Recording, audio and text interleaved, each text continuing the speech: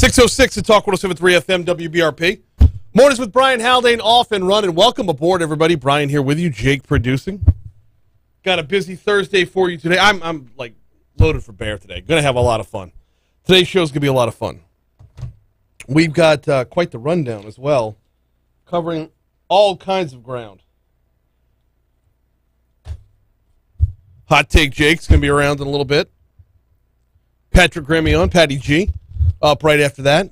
Oh, we got a good one for Patty G today, because we'd like to talk about business with Patrick Gremion every Thursday. This week, what social media is right for your business? Are you on the right platform? Do you want to hire an attorney who's on TikTok? Do you want to hire an accountant that's on Instagram? No, I did not air quote accountant.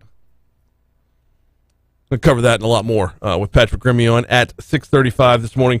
Let's talk a little bit in the 7 o'clock hour about transparency with education dollars. Last year, everybody got a ton of money from the federal government during COVID-19, right? EBR school systems would be included in that. How do we know where it was spent, what it was spent on? Was it spent wisely? Were EBR schools good stewards of the federal dollars? Adonica Duggan and Liz Smith from the Baton Rouge Alliance for Students going to join us at 7:15. Also, let's talk a little bit of recruiting from the DEA's perspective in our Crimestoppers segment. This is going to be fun. I'm looking forward to this one. Look, Baton Rouge police down 100 officers, right? Have been for some time, trying to make up ground. But they're at a time where darn near everybody is trying to make up ground when it comes to staffing shortages. Turns out DEA is not much different there. I'm going to talk with them in our Crimestoppers segment at 7:35. We'll get a legislative update from State Representative Paula Davis at 8:15, and we will celebrate Cinco de Mayo with one J. Ducote at 8:40. And then we'll wrap things up by eating ice cream. Or at least me and Jake will eat ice cream. Y'all can listen to us eat ice cream. I don't know if listening to somebody eat ice cream is a good thing. But listening to the descriptions of the new Bluebell flavors for the summer is definitely a good thing. Jake, I don't even know what they are yet, but I'm just predicting. If history has been any indicator for me, here's what I'm predicting. What you got? One is going to be kind of a refreshing, if not tart, fruity flavor.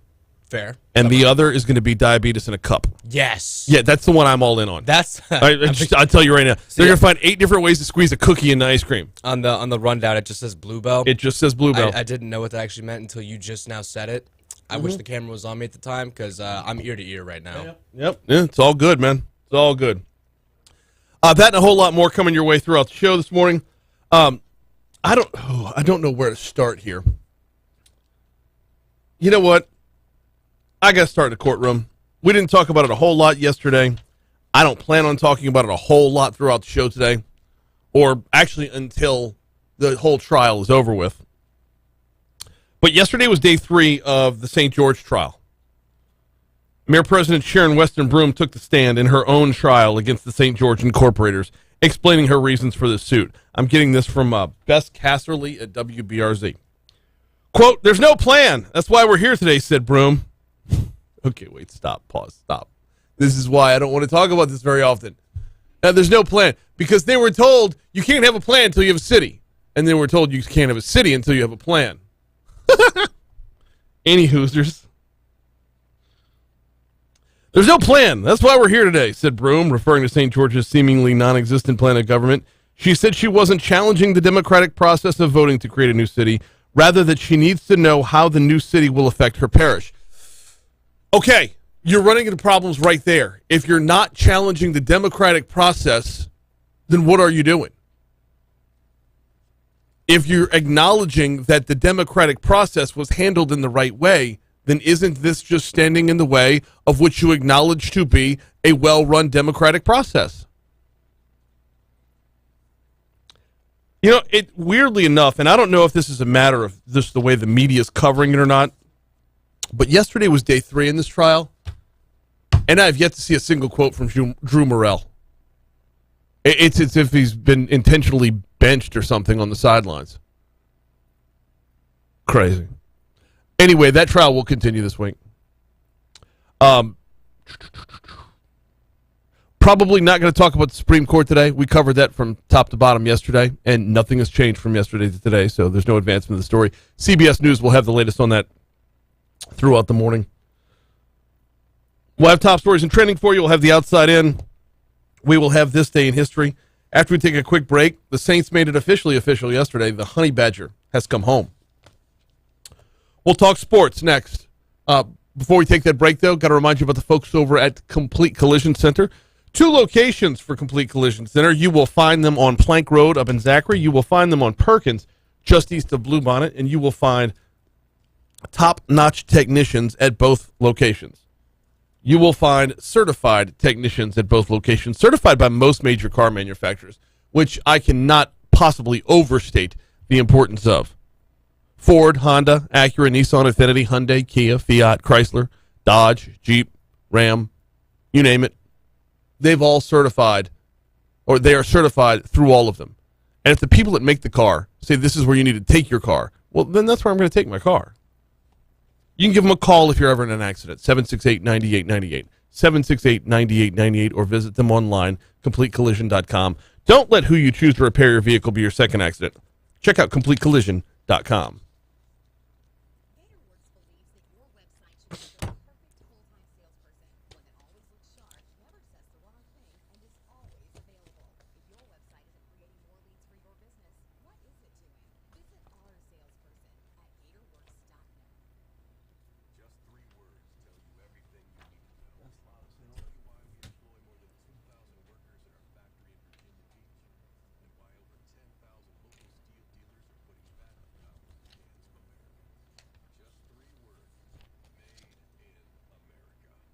Yeah.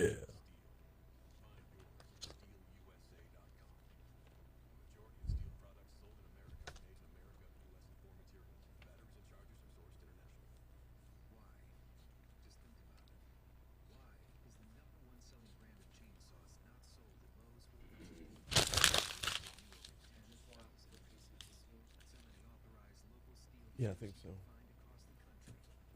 Oh, who moved my garbage?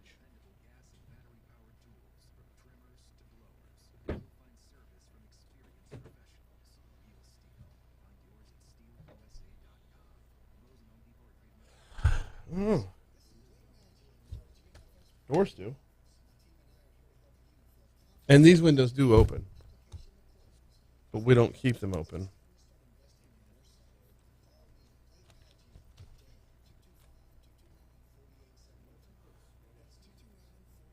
That would work. How long do I have? All right, I'm going to get Patty G. Hey, morning, Christy.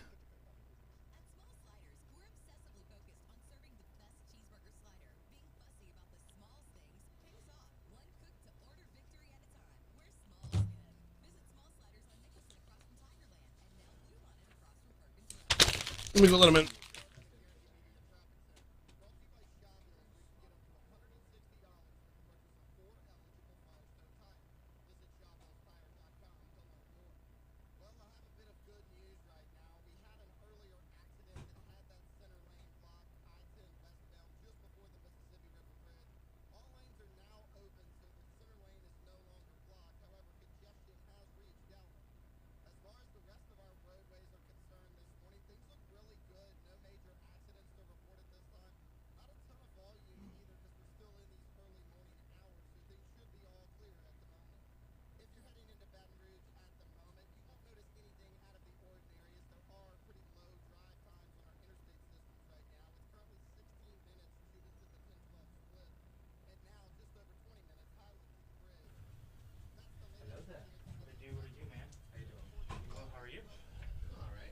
I'm kind of all over the place because my daughter had CrossFit this morning, so I'm not in full swing yet. You say your daughter had CrossFit like it's a disease, man.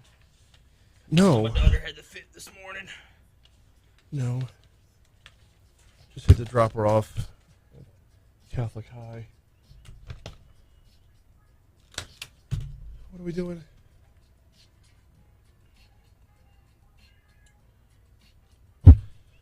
616, Talk 107.3 FM, WBRP. Mornings with Brian Haldane, rolling right along. Happy Cinco de Mayo, everybody. Sports time here on Talk 107.3 FM. We are going to get to Hot Take Jake in our next segment.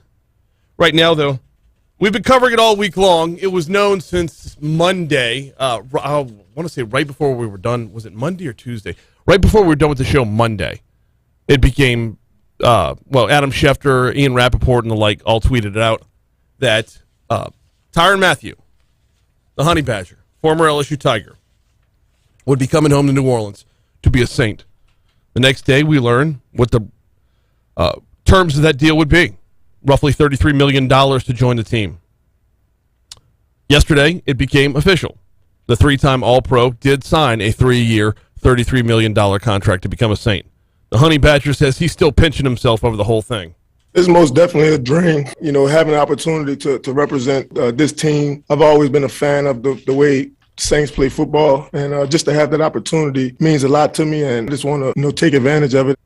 It has been quite the journey for the New Orleans native. Went from undiscovered gem to Heisman finalist to being kicked off LSU's football team to just a freak show of an athlete to, like we said, 3-time All-Pro. Now, after 9 successful seasons on and off the field, Mathieu, he likes who he is and where he is right now. I'm just more, happy with the support, that I have around me, family and friends, and just all the people that have helped me get to this point, in my life. Coming off another Pro Bowl season from last year, he is in his 30s and says he, even in spite of that, still has plenty left in the tank. I think I'm just heating up, man. So hopefully, man, I can, obviously it's a 3-year deal, and I'm hoping that I can, earn it all, you know what I mean? And then hopefully some more. I'm looking forward to this on so many levels. About the only thing that concerns me is going back to New Orleans. Like, didn't he have to get away from there to get right? Back of the head concern, to be sure. I'm not worried about his age. I was listening to, was it on AFR, I think, either yesterday or the day before. They're talking about, he is in his 30s. If you're a running back, your 30s is pretty much, the end of your career. Turning 30 is pretty much the beginning of the end of your career in the NFL. Not so much in the defensive backfield, but you don't have too large of a window after that. I'm not worried about that in the slightest because he is going to show up and show out for his hometown. There will be more in the tank because of the desire for there to be more in the tank. Quick NBA notes before we move on, and we got to check Fox Business here in 30 seconds. Last night, Heat moved the Eastern semifinals to a 2-0 lead, 119-103 over the 76ers. And the Suns did the same on the Western side, beating the Mavs 129-109. Coming up, the next games are going to be Friday. So you got a night off from the NBA tonight. Next games are going to be Friday in those two respective series. Quick break. Going to check the Fox Business Report. When we come back, going to be time for Hot Take Jake. We'll even welcome Patty G into the conversation. That's coming up next on Talk 107.3 FM.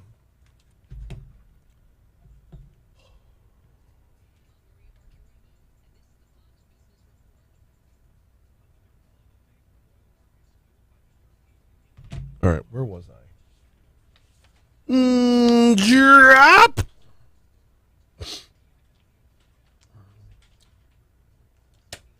Jesus.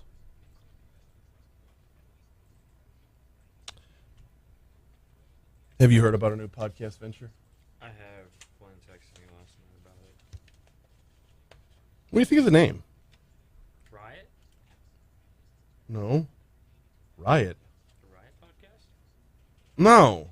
No, the Drop. Drop Biscuit Studios. Yeah.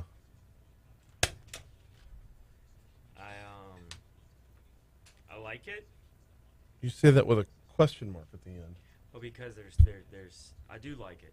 There's so much that can be done with it. I hope it's executed on.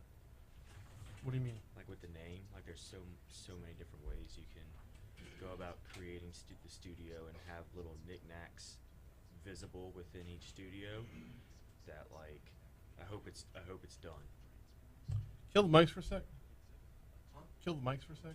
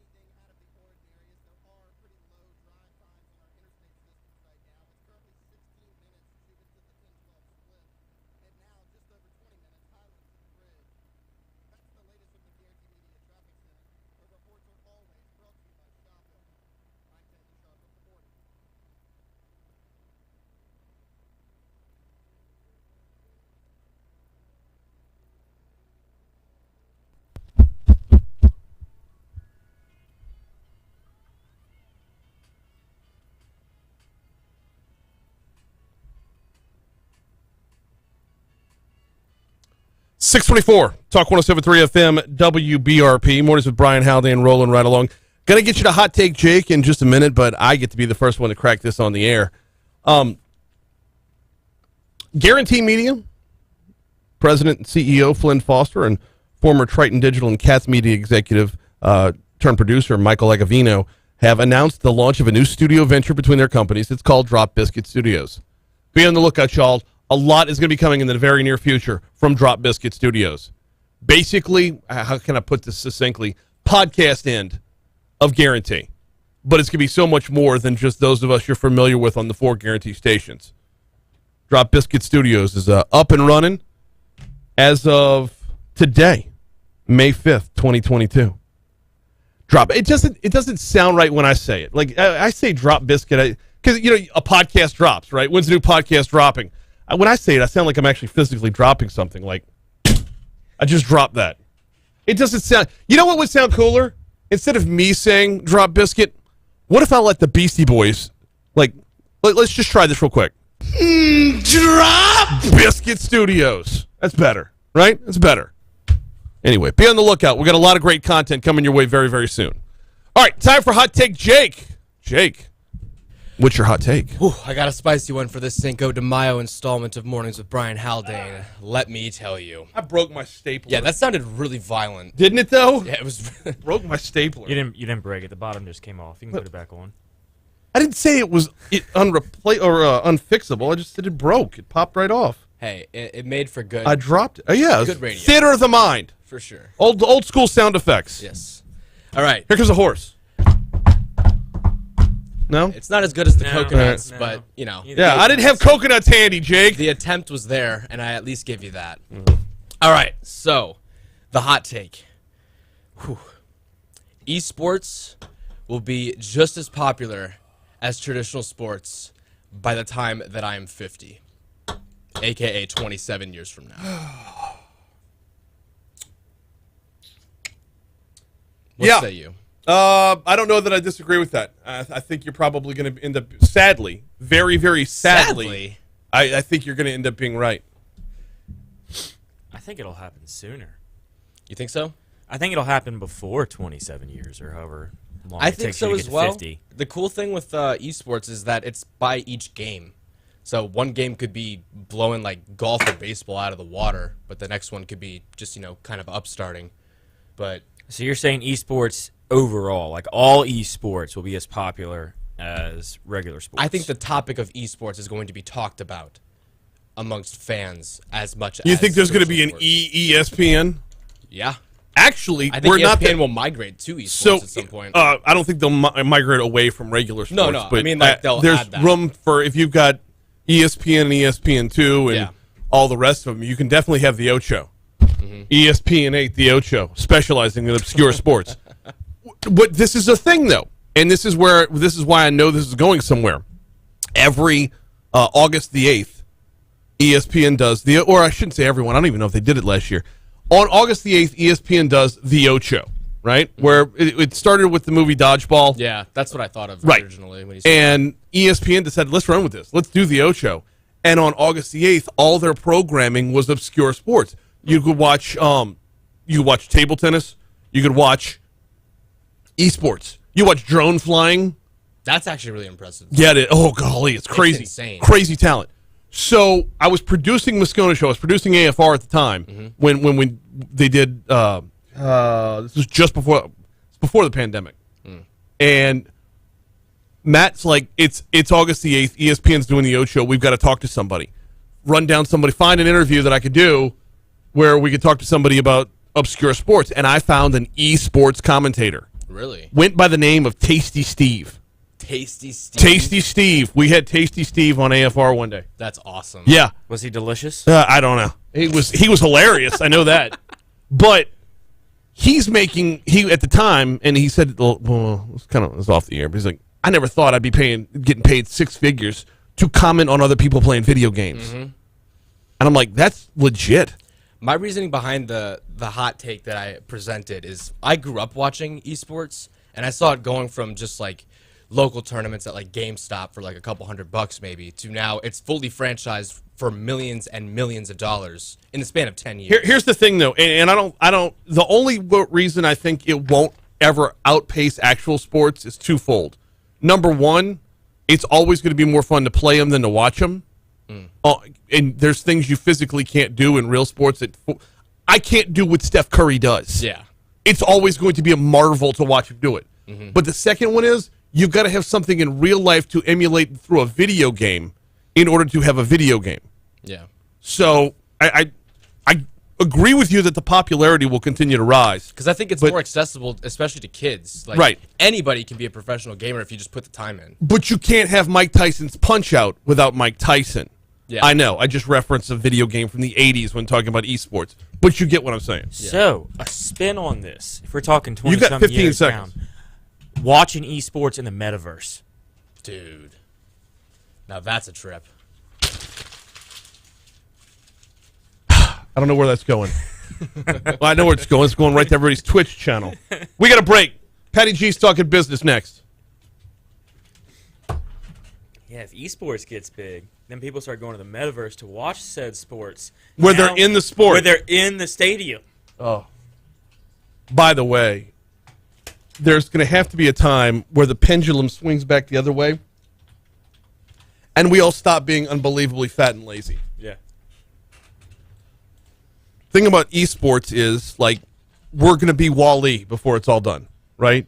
Remember the humans in Wall-E? Just so Never actually seen it, but yeah, we're all like got our own little scooters and drinking big gulps and super fat, and it just, and then there's going to be the engineers and then the idiocracy. And somewhere between Wall-E and idiocracy is where we're going to end up. And if the pendulum doesn't swing back the other way, if we don't have a modern day Renaissance and Age of Enlightenment again, we're headed that way. we are. Having a president of the United States that says overturning Roe v. Wade is the equivalent of resegregating schools and everything else he said yesterday. And we lap it up when we have people on the right who say being asked to get a COVID shot is the same as having a microchip put in you. Like, we don't have reason anymore. It's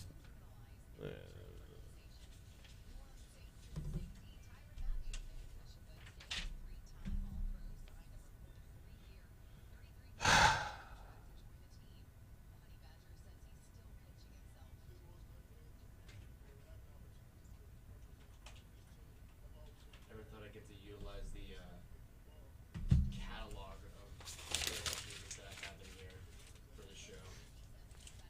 yeah. Drop Biscuit Studios, a southern home for storytellers. Got the Riot Podcast.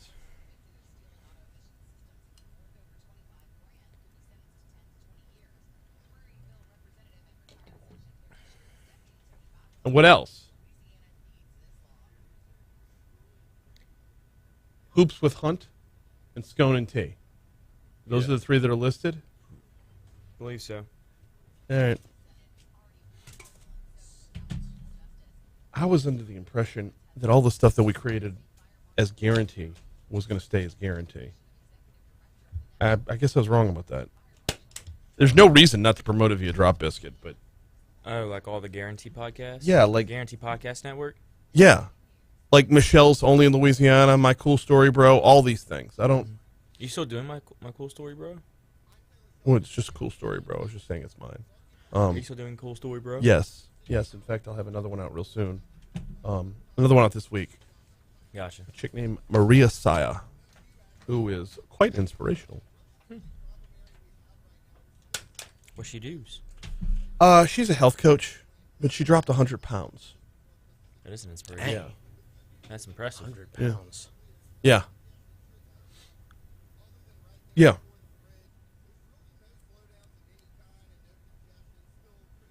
Yeah, it's like you're now starting to oversaturate yourself. Or a little bit Well, it's- cannibalistic, as it were. Yeah, I don't. But like, we need simple directions in this world, right? Mm-hmm. Do I go to Guarantee's podcast network, or do I go to Drop Biscuit, or do we move everything over there? Or I think there's strength in numbers. I'd like to move everything over there. So then you just dissolve Guarantee Podcast Network? Yeah. So like, what was Guarantee Podcast Network initially set up for? Exactly this, but it's grown. We brought in this Agavino guy, and he's. I've only talked to him 2 or 3 times. He seems to have a pretty good grasp on everything, as far as where it can go. Mm-hmm. It's gonna be a lot of work because we're gonna have to generate a lot of content. Yeah, and the trouble is the staff you've got is already dedicated to radio airwaves. Right. And then now which is why we want to open it up to everything else. Yeah. So you got to get either more talent in here. I'm working on a second one that I think would be a very, very good fit for this that I can't talk about yet. Gotcha. I should probably open YouTube at some point. Yeah. Some would say it's not a bad idea. Do anything to celebrate yesterday? What was yesterday? Never mind. It was 504 Day. Celebrate with New Orleans may the bounce force music. be with you? Yeah. No. Morning, Renee. Morning, Clint. Morning, Troy. Morning, Byron. Morning, everybody else who's in there. Tyron is one of the most entertaining players to ever play for the Tigers, a true baller, and his maturation, got to make sure I say that right, has been one of the best stories to watch play out. It really has. There's like 3 letters missing to be the word you thought it was. Just a quick glance.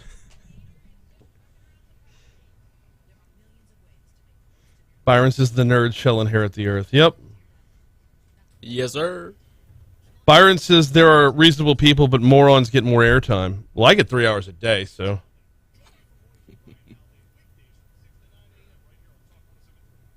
What did I tell you? The last comment.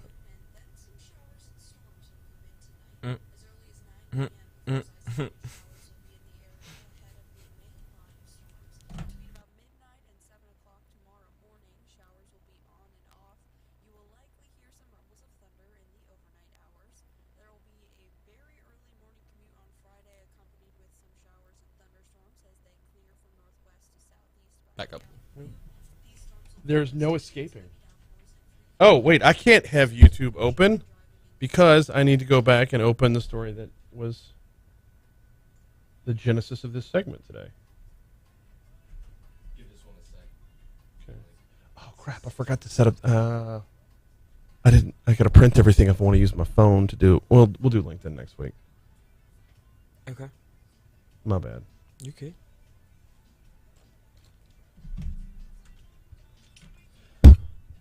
.638. Talk 107.3 FM, WBRP. Mornings with Brian Haldane, rolling right along. Every Thursday, we welcome in Patrick Grimmie on to talk a little business. Patty G, what's happening? What's happening, Brian? Happy Cinco de Mayo, man. I don't think it's pronounced Mayo. It's not. It's not? No, it's not Blue Plate or Dukes or Hellman's or. You sure? I'm pretty sure. How sure? Pretty sure. I thought it was Cinco de Mayo, man. All right. Well, so what a lot of folks do on Cinco de Mayo is go out and eat. Yeah. At different restaurants because there's going to be specials all over the place. Getting the message about those specials out to the public has been. How do you do it, Brian? Tell you what. According to the Daily Report, Baton Rouge restaurants are using Instagram to reach new customers. If you dine out often, odds are you've seen more than a few people snap photos of their plates before digging in, though some may be taking pictures of their meals to send to friends or saving their camera rolls. Who saves that picture? Okay, yeah. No. Like, finish what you're saying. 'Cause, like, we got to take a step back. Others are there to make content. Baton Rouge food Instagrammers give locals the ins and outs of the city's ever-growing restaurant scene, and some have followings that have climbed to more than 10,000 fans. As their followings grow, their posts are helping local restaurants reach larger audiences in a new world of digital advertising. So, let's talk. Okay. Restaurants using Instagram is a no-brainer. Yes. But are we going to reach a point of critical mass or a point of unbelievability as a consumer? Are our BS alarms going to go off as users of the consumers of this content, to where not everything is going to be, oh, to die for, oh, the best meal I've ever had? So that's where I think there is a ripe opportunity for somebody to come in and be a real critic, not just to pump me up. Yeah, a real critic saying, you know what, Hot Take Jake segment, for example. right. Everybody's saying, oh, go try this new ice cream at this new shop in Baton Rouge. It's so fantastic. Have you tried Gale's? No. Gale's ice cream? Where's it at? Perkins Road, not too far from, right by the Jimmy John's and Jimmy John's on Perkins? yeah, but in by like Acadian and all that? yeah, Oh, no, I have not. yeah, by the underpass or overpass. No, I have not. I have a 6-month-old, Brian. We don't go out to restaurants very often. Yeah, well, got 3 kids. I'm well aware. But this phenomenon that I don't know exactly what year it started, where people would start taking pictures of their food. Like that became a thing, right? You'll be sitting at a restaurant and you see this flash go off, and you're just like, just eat the food. Yeah, Like that's how it started. People were just eat the food. Come on. Started with Facebook. Yeah. And then moved over to Instagram because it's more palatable. It's more made for that. It's more made for photos. Instagram is a visual, collection right? Of all that, and so it's for the everyday user taking photos of their food and posting it. What if you're not hired to do it? What benefit are you trying to gain? Is there room for an actual critic, though? I think there is. There's room for everything, Brian. I think there is room for a critic to come in and say, you know what, I tried. Not to bash Gale's because I haven't tried, but just as an example, I tried it and this flavor just wasn't sitting right with me. Yeah. It hit me a little weird. It wasn't the best. And doing a true write-up, not just posting a picture. Hate this place. So the reason I wonder if there's room for a real critic is multiple. Number one, social media builds out in silos. Yes, you can have a following, but it's an echo chamber. Your following is going to be your following, and crossing the streams to somebody. So the critic would have his own following. But when you cross the streams into a restaurant's following, if you were to say, I went to Rocco's and I had the Crescent City combo, which, by the way, is my favorite sandwich there, and I didn't like it, then Rocco's following is going to hit you up saying, here's everything this guy's ever done, and don't listen to him because he's a Nazi. That's where it's got to be carefully crafted in how you say it. You can't just be like the Yelp reviewers that just want to throw shame on the restaurant, right? Went there, it was terrible, and just all these negative things. You have to, as a real critic, you have to be genuine about everything you had. If you had if you had something that was good, the wait staff was incredibly nice. The owner was super sweet. Came out, talked to me. Everybody there was just truly incredible. The po' boy just did not sit well with me. Here are the reasons why. Right. However, I had this other menu item, and it was delicious. It was fantastic. So you build it that way. You don't come out as just a basher of all food. You give a genuine, thought-up opinion about what you've eaten, and your followings are going to be all over the place because the Rocco people are going to come in and say, well, maybe that doesn't suit your palate. Try this instead. Try this dish instead. Yeah. Or maybe Rocco calls them and says, hey, let's actually have a conversation. Maybe we can, tweak it or look at a different menu item, and now let's start building on that together. It's not necessarily, oh, it's the best place ever, go try it out, or oh, it's the worst place ever, never go there. And that's the other part of this is eventually quality content is going to have to return. Yeah. And not just, I tried this, it was good. The You amount have to of have that the level of write-up. content, the amount of that content that's out there is just, it's overwhelming. It's ridiculous. Give me some descriptors. Tell me a story. Don't just say this was good. So good. Oh, so good. Like there's got to be backstory and something that's built into the critique that's going to be compelling. And maybe even put it within a podcast form. And actually bring people, maybe get multiple opinions in the show where you have a couple of people But that so start talking about it. I mean, also, we live in a world without credentials. We live in a world where I can host a radio show, yeah, and anybody who walks in off the street can technically do the same. without a license. Right? No, exactly. Right? Oh, Wait. Hang on. It was for those of you that weren't listening last week, we talked about the overuse of licensure in Louisiana. But I don't need a license because I have 18 years of experience in this field. So then that's when you have to establish yourself through continuously doing it. You can't come out the gate unless you do a post explaining who you are, Right. and you have to continuously tell your story every time. Hey, my name is so and so. I've been in the culinary world for X number of years. I've done such and such with different restaurants. Here's why I am of a valid opinion. Or maybe you don't have those credentials and say, you know what? I'm a random person. But here's my experience of food in Louisiana. Don't we live in a world where now where everyone's opinion is equally valid, and let me air quote that, is expected to be considered. What is this bug? It's a gnat. Oh, It's right in front of your mic. sorry. Did I get him? I don't know. All right, that'd be crazy if I did. That was one shot. It's a lingering gnat from the blue milk yesterday. Yeah. No, he's still here. All right. We'll worry about him during the break. Yeah. But getting back to it, it's so distracting because it's like right up in our faces. So we live in a world where everybody's opinion is supposed to be equally valid, where everybody with a cell phone is now a journalist, where everyone with a cell phone is now a food critic. That's the playing field that we're on now. I don't know how we break out of that. Is it just saturation that will allow the cream to rise to the top? But then you're allowing for the back end of new saturation to come back in. Yeah, and it goes back to the good content, the genuine content will have to resurface itself. Mm-hmm. Meaning, people are still going to follow those that can take excellent quality photos and post them on Instagram. People are still going to follow those that do great stories and do great TikToks and whatnot to create a restaurant atmosphere that people like to see and enjoy. Those that actually spend time to do a detailed write-up or even a verbal review is going to take some time to build an audience. But once it's there, I think it's going to start attracting a lot more people because it's genuine content. And for those that are really interested in learning more about the food scene in Baton Rouge, are going to read about it. All right, if you're not watching on YouTube, you're completely lost right now. With the, I almost caught it. Pause. You did. Almost doesn't get it. Meanwhile, I've spent the last 7 minutes thinking about how much I want a Crescent City combo for lunch. Ugh, it's like a Ferdy, but with turkey added to it. Such a good sandwich. You don't know what a Ferdy is? No.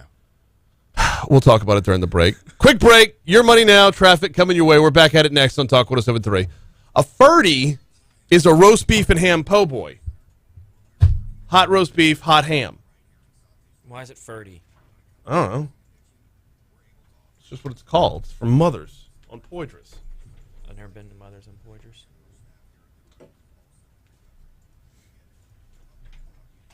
Waiting for this gnat to land somewhere. In the meantime, I'm looking like I'm telling a story about my fish was this big. Yeah. How big was your first catch? I hope you're telling a story about a fish. That would be part of the maturation. Maturation.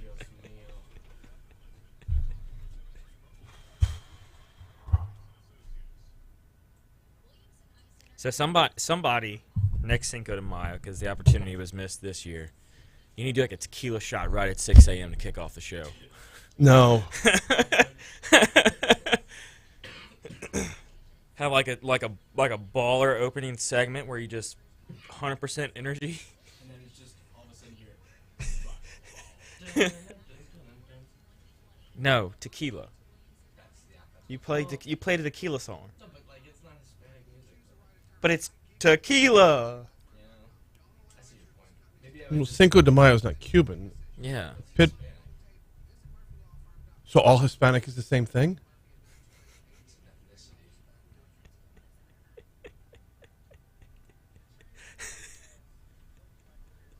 Let's do a little Cinco de Mayo Google search. It's literally in Spanish. Right, but you know what? Yeah, Cinco de I Mayo- understand you know what that. Cinco de Mayo is? What it actually is, outside of just a bunch of Americans getting drunk at Mexican restaurants. Cinco de Drinko in college. Right. So do you actually know what it stands for and like what the historical reference of it is? Go for it. I'm assuming. Oh, I'm assuming. no, I haven't Googled it yet. No, I forget the year. It was in the 1800s somewhere when the Mexicans beat the French. Yeah, it's the Mexican independence. Not the Cubans. Yeah. So Pitbull is a Cuban. Ooh, I could go for a Cuban, too. The Cuban over at Maxwell's Market's really underrated. See, we have different. Our minds go to different places whenever someone says the word Cuban. You go to the sandwich, I go to the cigar. You can go to the JFK assassination. Best. That went dark. Right? Why is your brain so dark this morning, Brian? So yes, that's why he was saying that Pitbull wouldn't work for Cinco de Mayo because it's actually the celebration of Mexican independence when Pitbull was Cuban. More you know. So I actually why didn't know would- Pitbull was Cuban.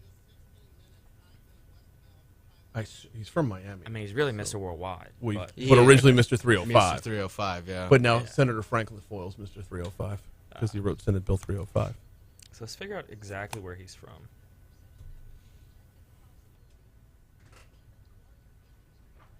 Miami. So he's not even. So he's just. Wait, where are his parents from? His parents are from Cuba. I knew that. I'm third. Cuban? He's your people. Byron, you're not in trouble now. Byron, you're in trouble. No, I'm kidding.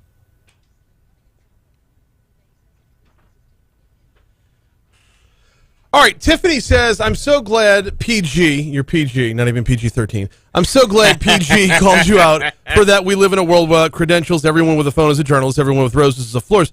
So I'm not talking about this from a governmental standpoint. Last week's segment was about a governmental standpoint where governmental regulations should come in. What this is about is from a consumer standpoint. And we're all grown up enough to sift through it ourselves. From a business's standpoint, though, should I be investing in micro-influencers who are AKA critics that Well, see, okay, so I think there's a difference there that we can get to. yeah, They're not calling themselves critics. right. They're calling They're themselves just calling influencers. themselves food bloggers. Not even Yeah. food bloggers. Or Yeah. reviewers. Or food reviewers. So they're not even saying they're establishing a critical opinion about the food they're tasting or promoting. They're simply going to a restaurant, taking a picture, posting it, and then saying, this is the dish I had at so-and-so restaurant. It was good. You know who does this better than just about anybody? It's Jay. Bite and Booze Yeah. was the and he said from the start, I am not a critic. I celebrate Louisiana life. But he has great descriptors and stories behind it. Yeah. And see, that's a big difference between the Bite and Booze blog, the Bite and Booze podcast.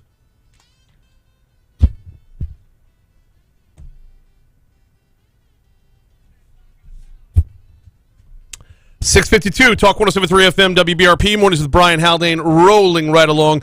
Great conversation during the break. If you were watching it on YouTube, you're already up to speed. But last week we were talking about a similar topic, but from a governmental regulation standpoint, not from a consumer or a business standpoint. We're talking about the world of food blogging and how it's taken off on Instagram, and everyone now is a food blogger.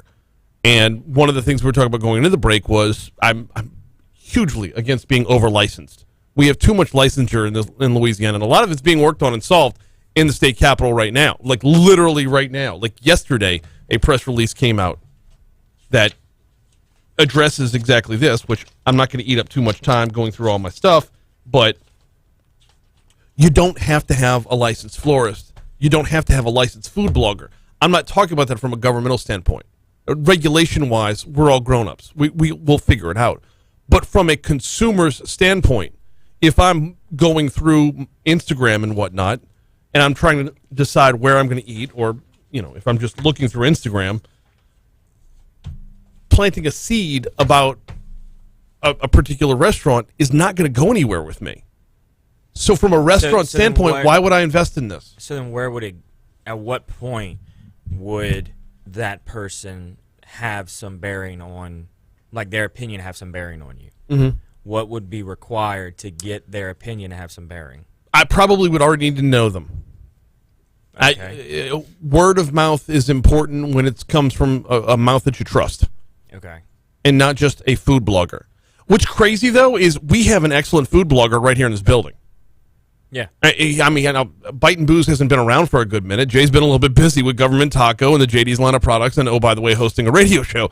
Like, he's been a little bit busy with that, but Jay got his start by being a food blogger. Mm-hmm. And he's very upfront saying, I'm not a critic, I celebrate life. And that's a huge difference, but he tells great stories. He has great descriptors. He gets to not just...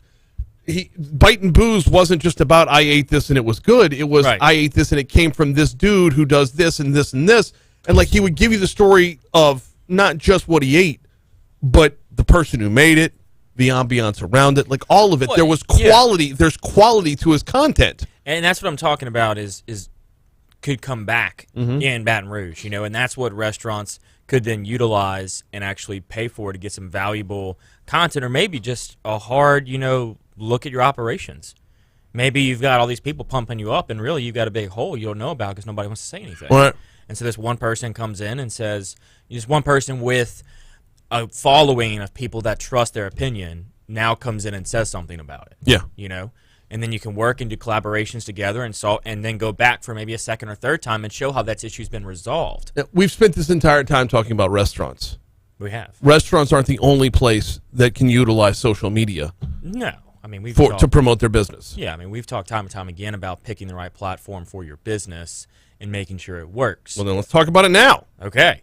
So, I mean, yeah, your food bloggers and your restaurants are going to be great on Instagram for the photos and everything. Facebook is also a really great platform for restaurants to actually do some live demonstrations. So I've actually worked with Citigroup. We've gone out and actually cooked, or I haven't, the chefs have, cooked meals on Facebook Live, and it works really well. We get a lot of engagement, and people in the restaurant, when you bring in cameras, get intrigued. And so it creates this atmosphere of what's happening here whenever they're doing something live. And so using Facebook in that avenue can be a good platform to use. TikTok is proving to be a wonderful platform for just about everybody. TikTok is. So I know you told me to look up the attorney last night on TikTok. Attorney Ryan. Attorney Ryan. It's Ryan Chenevere. Okay. He's right up the road. Okay, that's what I thought. I was like, wait, what? But so it's all about how you use the platform, right? If you are using it, for example, TikTok favors a lot of people doing dances and doing stuff like that, doing trends, right? Can we dispense with that? Can we be done with that notion now, though? What? TikTok is for people doing dances. It's not but the algorithm favors it. You think? Well, outside of what we saw your algorithm shows you last week, yes. My algorithm shows me a lot of Karens complaining about places, or people that work in restaurants complaining about their customers, Right. and people who quote unquote know their rights when they're pulled over by cops. Right. That's for some reason no matter how many times I tell the stupid TikTok to stop showing me this, it still shows it to me. Maybe your phone's just listening to you in the mornings talk about all yeah, that stuff. probably. It could be. Yeah.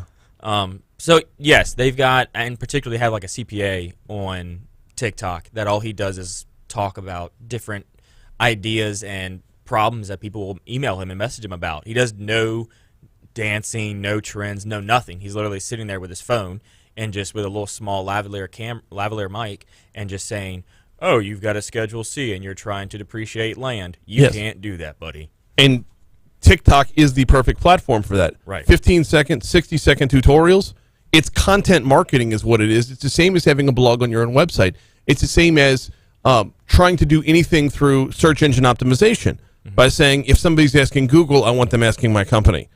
TikTok is a perfect outlet for that. It's just a lot more random as to when people fall on it. Right. I mean, you've got landscapers using TikTok to show those how they're cutting grass and everything. You've got people, planting plants. You got people making and building things. Last night, I watched somebody assemble a mini Formula One engine. Like, it's just all different types of stuff is happening on the platform that your business can do what is genuine to itself. You don't have to fit into what you think the platform needs for your business to grow and be successful. So are we shifting to a place where it's getting easier and easier to do content marketing on platforms that weren't created specifically for that? Like TikTok is it's a recreation of Vine. LinkedIn's a but prime example. I'm not buying anything on LinkedIn. I'm using it to network, but not buy. Is that weird? No, that's not weird at all. LinkedIn is to promote your brand and showcase the content of your brand on that platform. It's not to say, click here now to buy this, truffle doll or whatever. Yeah. Like, it's not, that's where your Instagram's going to come in handy. Post pictures of your products, tag your products on Instagram. People can click, buy, done. It's that simple. Or tap, not click. What's on the Patty G show this week? The Patty G show this week, we have Drew Riley of Slash Creative. Okay. So we talked a little bit about the branding process and what their company does. And apropos, we really just talked about creativity for an hour. Really? Yeah, it was a very great conversation about the idea of branding and logo design and all that stuff. Renato was good last week. He was good, wasn't he? Yeah. That Yeah. dude he's got a lot going on. Yeah. Love chatting with him. Yeah, former LSU Tiger Anthony Renato was on the show last week. He's Patrick Grimion, host of the Patty G Show. Joins us every Thursday. Appreciate you, man. Thank you, Brian. Got another one for you on TikTok you got to follow. And everybody who's on TikTok, follow this guy. Manolo Teaches Golf. Manolo. Manolo Teaches Golf. Here.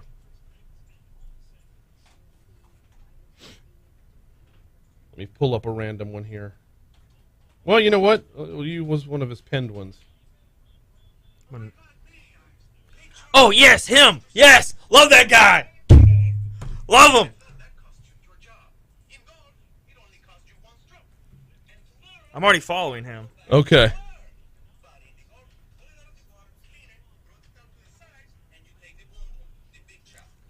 Don't be nasty.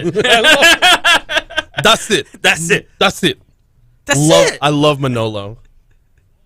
He is easily one of the most entertaining I've found on TikTok so far. What's up, maniacs? Don't be nasty. Don't be nasty. Tiffy says, but what's the investment? I sign that tells patrons your hashtag. Maybe a free meal for a drawing for people who used your hashtag. The investment from the business's end, if it's just random people going in, then what you're running into is the boy who cried wolf. Like, you run the risk of, just because they're in your restaurant, if they've already sent people somewhere that was awful because they said it was great, well, then I'm not buying it the next time around.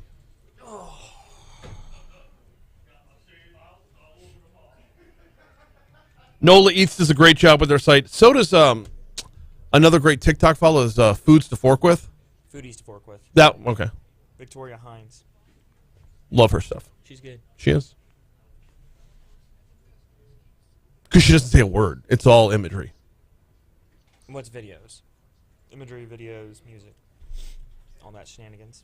Yeah. Shoot, I need to go home and pull the MP3. Yes, please. I was running behind yesterday. And House Bill 1062 passed out of the Louisiana House of Representatives yesterday. 1062. Daniel Erspammer, CEO of the Pelican Institute, says every day countless Louisianans face overburdensome hurdles to be a successful entrepreneur. Do you agree? well, There should be more hurdles to be an entrepreneur? define hurdle. What are we talking about for hurdles? Well, that's what the statement says. We praise the Louisiana House of Representatives for passing HB 1062 to reinstate Louisianans' right to earn a living and grant a fair pathway to challenge arbitrary regulations promulgated by occupational licensure boards. Oh, like licenses? Is that what they're talking about as Yeah. a hurdle? Yeah. They were talking about, well, I mean, that is the governmental government input. That is right. And there should be a definitive difference between, if my work stands out on its own, my work is going to stand out on its own. Yeah, but again, you have to get that first job before you have work you can show. Yeah. And if you can't get that first job because nobody knows who you are and you don't have a license to say you know stuff, it's really Get a tough. license without the hours. Right, so you're working for somebody. So then So you already have the work. So then you're gonna go and use somebody else's work. I don't know how you can't get out of this circle you're in. You have to have the apprenticeship to get the license, or the work in some way, shape, or form to get the license. Right. Right? But we're talking about going and So starting your own thing. you have the apprenticeship either way. Whether you have the license or you don't, you've already put the work in.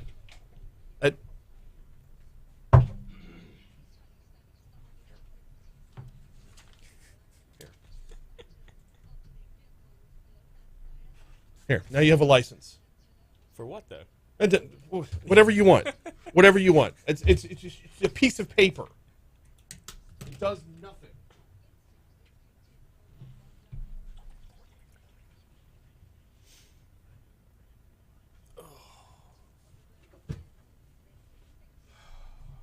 Sorry I couldn't hang out more at the fair last weekend. I saw good. We were, How'd it go? it was fantastic. Had fun? Yeah. Yeah, we're all over the place at the fair. Between Christy and myself, whereas one of the two of us is volunteering at all times. I saw some pics. You were dropping some sick beats. Yeah, it was fun. That was a lot more fun than I thought it was going to be. I didn't think I was going to have anybody out there. I honestly Not thought a good crowd. you got Garth Brooks across town, so the crowd is about a third of what it should have been, right? If that. You've got all the rides going. Why would anybody hang out with a DJ, like be on the dance floor, which isn't even a dance floor, it's just a patch of grass. But Patch of dirt at that point. yeah, pretty much. Thank God it rained, because that would have been a dust bowl all Sunday. But yeah, why? Like, it was fun. I had people on the dance floor the whole night. Good. Yeah, well, I should say the whole night. The last hour and 15 minutes was just banging. Before that, the sun was still up. Yeah, once the sun went down, it got a little cooler. Yeah. And drinks have been flowing all day. Yeah, that too.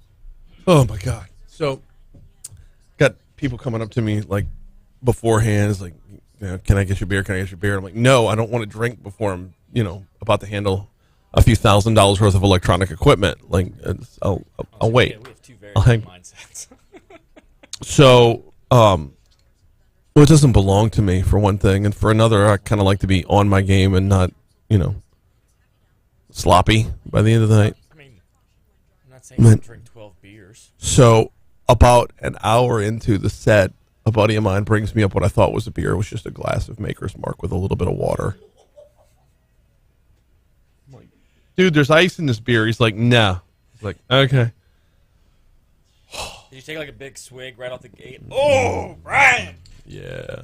Closed with this song, by the way. Fireball. You didn't good. close with Semisonic closing time? No, this one. Always this one. No, you always close at closing time. How you going, man? 706 Talk 107.3 FM WBRP. Mornings with Brian Haldane, rolling right along. Hour 2 coming your way right now. Thanks again to Patrick Gremion for stopping by. He's the host of the Patty G Show. We talk business every Thursday. If you were not watching on YouTube, you need to. It's just that segment in particular. It carries on through the break. A lot of conversation is had throughout the break that really we just don't have time to go back and rehash the whole thing. But the social media space from a business perspective is it is a continuing evolution. And I don't think we've caught up from the business's end yet as to where we could be. Anyway, that's last hour. This hour, we're all over the place as well. Last year, federal government just was handing out money left and right, hand over fist. COVID dollars, right? Well, how do we know that it was spent in the right way? How do we know whether or not we've been good stewards of our dollars? The Baton Rouge Alliance for Students launched an interactive dashboard tracking the $220 million in federal COVID money that's being spent in EBR schools. Adonica Duggan and Liz Smith from the Baton Rouge Alliance for Students are going to join me in my next segment to talk about that. Also this hour, a little bit of recruiting. No, not from a football perspective, from a DEA's perspective. Yeah, that's our Crime Stopper segment. Of course, we'll close out the hour with the outside in, but we start the hour with top stories and trending. Let's roll.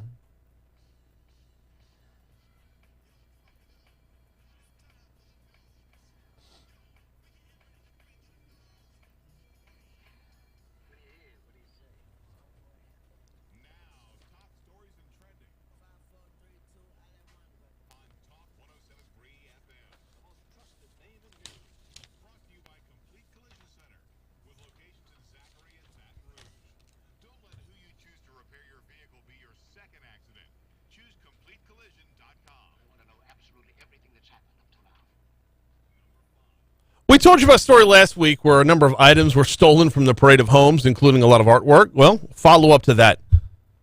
They've been returned to the owner. From WBRZ, hundreds of people visited a 5,000 square foot, $1 million home in the Oak Brook area of Baton Rouge over the weekend. This was last weekend during the Parade of Homes. At least one of them was a crook. Yeah, they stole a bunch of stuff out of the house. The long and the short of it is, but let me get back to the story. The home builder, who also plans to live in the house, says it was one of the pieces was a hand-carved piece of wood, a piece of artwork that was irreplaceable. East Baton Rouge Sheriff's deputies arrested Joshua Johnson on May 2nd. Charges of criminal damage to property and burglary. Deputies said Johnson's truck was seen in the surveillance video of the home during the Parade of Homes. They got all the stuff back, including the irreplaceable piece of artwork. Out at the state capitol, Bodie White had a bill that is now gone. Students in the central school system will stay put a while longer at the Capitol. A controversial bill is all but dead after a hearing in the House of Education Committee. The pushback in the committee led the author, Senator Bodie White, to voluntarily defer his bill. It was Senate Bill 189. This would have changed the boundaries of the Central School District. Bodie White's decision to defer the bill came after he realized the committee was not going to advance the bill following pointed criticism. The bill was basically being called racist because it carved out a couple of subdivisions that were predominantly black, or a couple of areas that were predominantly black. The building would have barred new students who live west of the Comeet River from attending the central school system. The unintended consequences of the bill are that it laid out the argument that being placed... I'm going to start over here because I don't want this to sound like it's part of the news story. It's my takeaway. So the bill was being called racist. The bill was being said that if you're taking kids out of the central school system, you're going to put them back in the EBR school system. What unintentionally evolved from that is the argument that being sent to EBR schools is somehow a punishment. State Fire Marshal Butch Browning's going to retire next week, or week after, I should say. May 15th. He was first appointed to his role in 2008. He will now become the executive director of the National Association of State Fire Marshals. Quote, "This is a bittersweet day for me, as I'm so proud to look back on what this agency has become over the past 14 years, but also that I will not be as integral of a part of its bright future, though I will remain its strongest cheerleader from the sidelines," Browning said in a statement. Dan Wallace, Browning's Deputy Assistant Secretary, will become the state's next fire marshal. Wallace was with the Zachary Fire Department for 30 years before moving into his current role. Yesterday, Mayor President Sharon Weston Broome took the stand in her own trial against the St. George Incorporators, saying, laying out the reasons for the suit itself. She says, "There's no plan. That's why we're here today," Broome said, referring to St. George's seemingly non-existent plan of government. She said she wasn't challenging the democratic process of voting to create a new city, rather that she needs to know how the new city will affect her parish. Norman Browning, Incorporator Norman Browning, says establishing an entire city of St. George was secondary to his original plan, which was to create a school board, but found out that couldn't be done without first creating a city. In fact, if I'm not mistaken, Mayor President Sharon Weston Broome was State Senator Sharon Weston Broome at the time that they tried to do that, when they were told you can't have an independent school district because you don't have a city. Testimony for the day wrapped up with the suit's other plaintiff, Mayor Pro Tem Lamont Cole, who essentially echoed everything Mayor Broome said. Yeah, the question about having a plan or not having a plan has been a catch-22 for the folks in St. George. They've been told it's premature to present a plan until a city's enacted, then called on the carpet for not having a plan, saying that was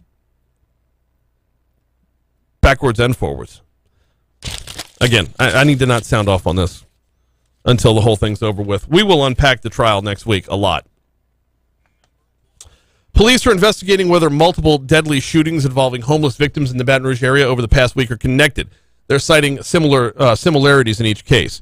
The Baton Rouge Police Department said officers are looking into similar circumstances in the killings of 3 people reported in the city Friday and over the weekend. Police said at least 4 of the victims from last weekend through yesterday, not all killed, but a lot of them just shot.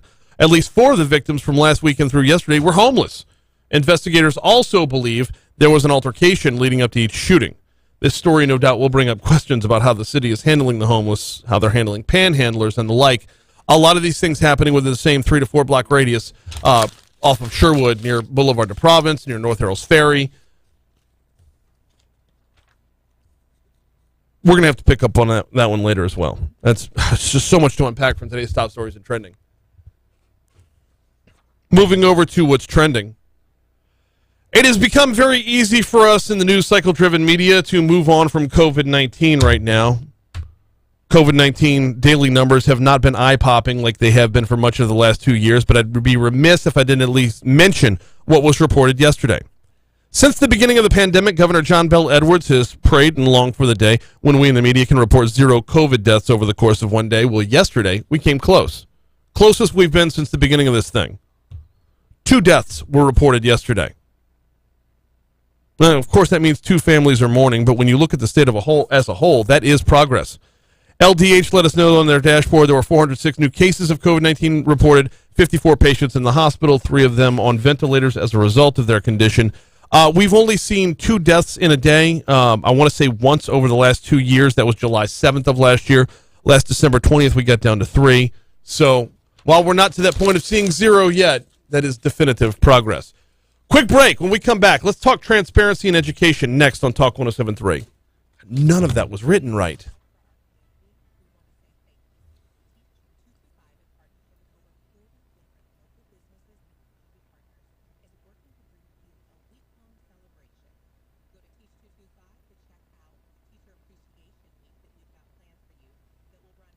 The internet just puts on digital display those who typify what is worth doing is worth overdoing.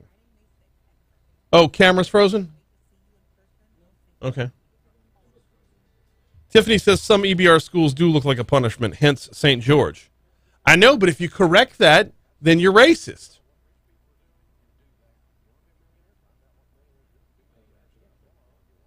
Hey, nice. Good deal.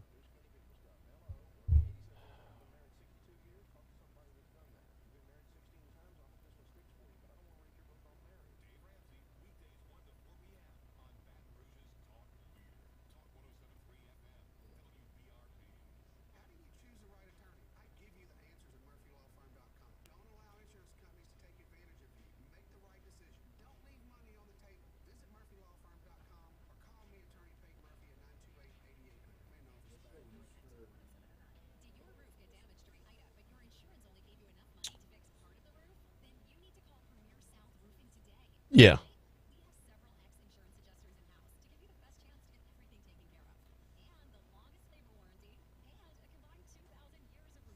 Huh.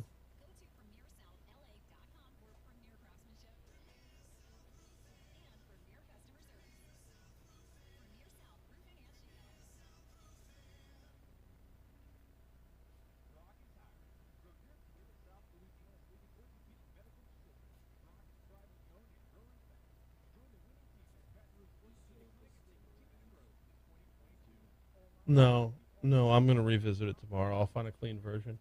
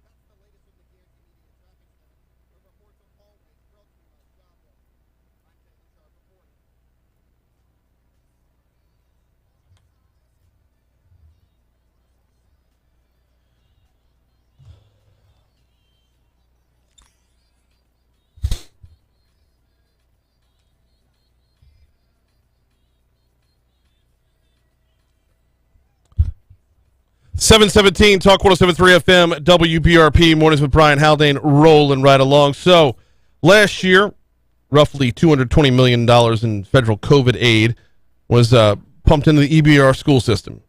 Who's keeping an eye on that to make sure it's spent in the right manner? Well, as of this past week, the Baton Rouge Alliance for Students is doing so. They have launched a new dashboard that tracks those dollars. Joining us now to talk about it are Adonica Duggan and Liz Smith. Ladies, welcome aboard. How are you? Hey, good morning. Glad to have you all on this morning. Glad to be talking about this. Let's start by rewinding to talk about the Baton Rouge Alliance for Students. Adonica, what is the Baton Rouge Alliance for Students? Yeah, we are a local nonprofit organization that's focused on prioritizing the needs of students in our public schools in Baton Rouge. And so, this is a core issue to the way that we think about it, making sure that our resources are aligned to address our students' needs. So what brought about the want to do this and the will to do this, putting together this dashboard? If you go back a little bit, we have this $220 million that's once a generation funding. And it's an opportunity for us to really align the resources to what our students need in Baton Rouge. And we think that it's really important that the board puts the money where they have prioritized, right? Mm-hmm.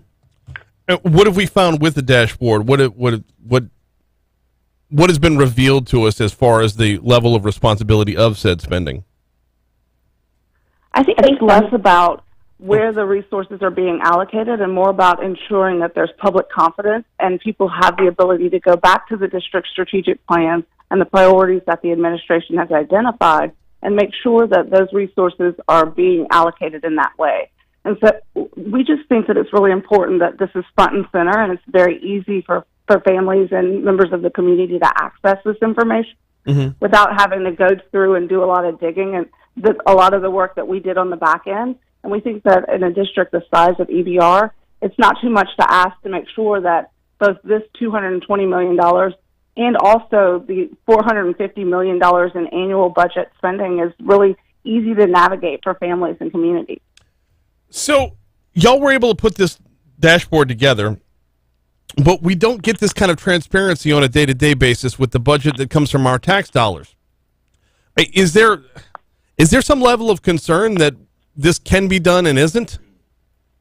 I think that's what we're really concerned about. You know, you'll recall last year a bill went through the state legislature that would have required this level of transparency from school districts, but it was vetoed by the governor, who said, you know, there's too much of a cost burden in participating when it comes to small school districts.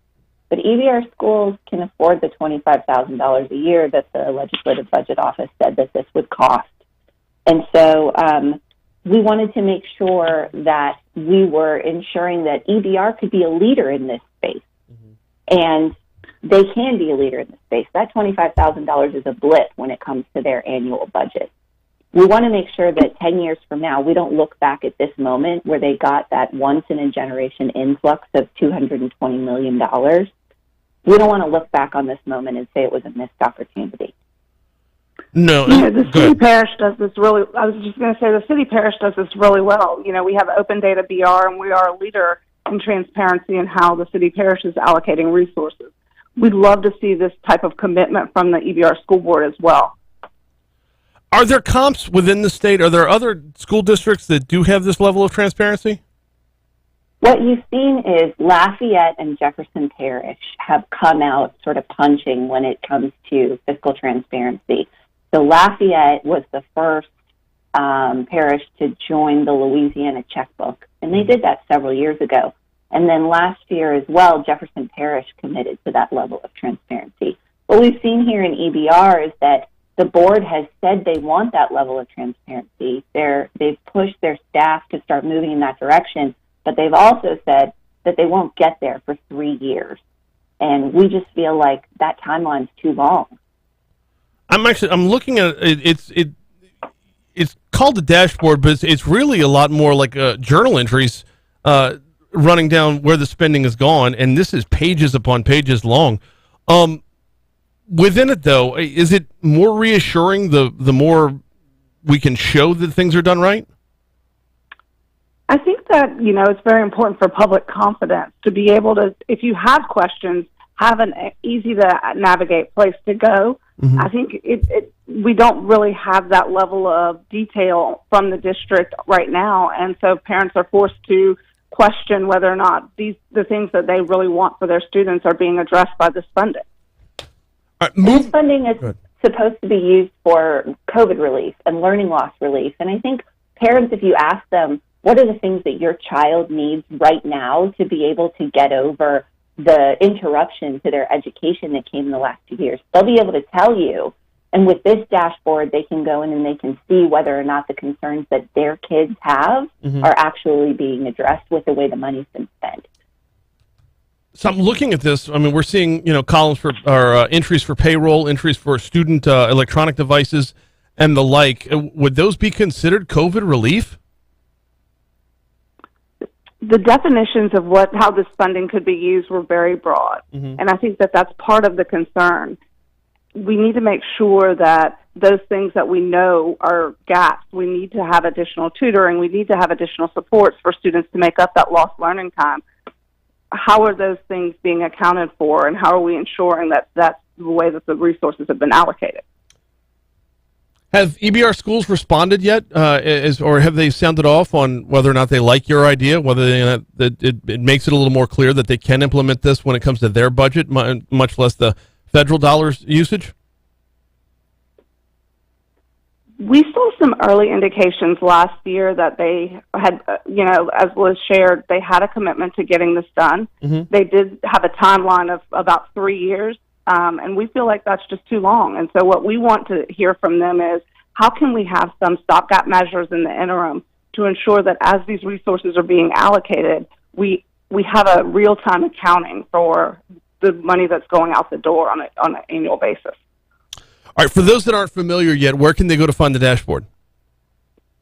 You can go to to- brallianceaction.org/transparency. brallianceaction.org/transparency. brallianceaction.org. Yeah, the action part is important to get there. brallianceaction.org/transparency.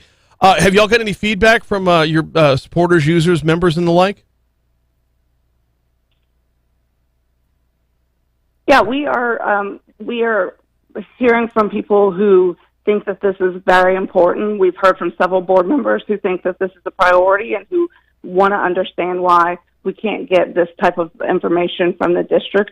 And so we want to continue to help them to navigate what are the barriers to getting this information up and keeping it updated. I think that's part of the real challenge here is that we've put this information together from what has been publicly available, but the best real-time accounting for this can only come from the district.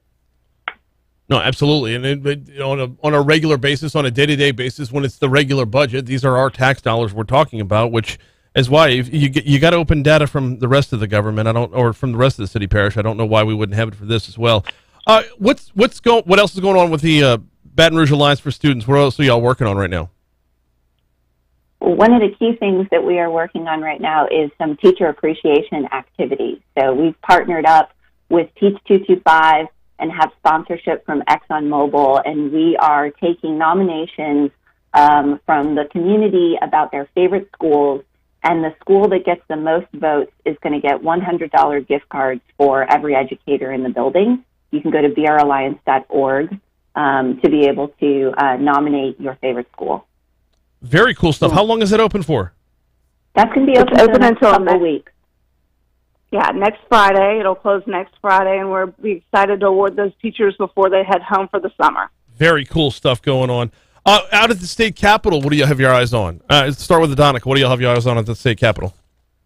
Yeah, I think Representative Edmonds has House Bill 38 again, pushing on this issue of transparency. And so, hopefully that will definitely move in the direction that encourages more transparency from local school districts. And there are a couple of ESA bills that are of interest for specific groups of kids.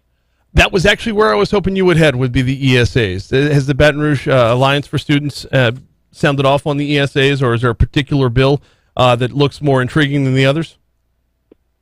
Well, I think we as an organization think there's a real priority for families to have choices in their children's education. And so we support, especially for students whose needs aren't being met by their traditional public schools, having the opportunity to have those resources follow those students is really important. Adonica Duggan and Liz Smith from the Baton Rouge Alliance for Students. It's an intriguing idea to post it up there. Seeing it play out in real time has been, it's been enlightening to say the least. Getting to keep tabs on where, they're federal COVID dollars, but they are still our dollars. Keeping tabs on where those dollars are going. I appreciate y'all hopping on board for a couple minutes. Thanks for having me. Great. Thanks. Have a good day. You too. Thank you. Care. You too. Coming up on 729 at Talk 107.3 FM WBRP. Yes, it is intriguing to follow it. And when you go to their website, which brallianceaction.org/transparency, when you go there, scroll down a little bit, and you can see the journal entries or the entries line by line as to where those dollars are headed or where they've been allocated. Admittedly, I haven't done a full deep dive to go line by line. Just a quick scrolling through last night and then again this morning.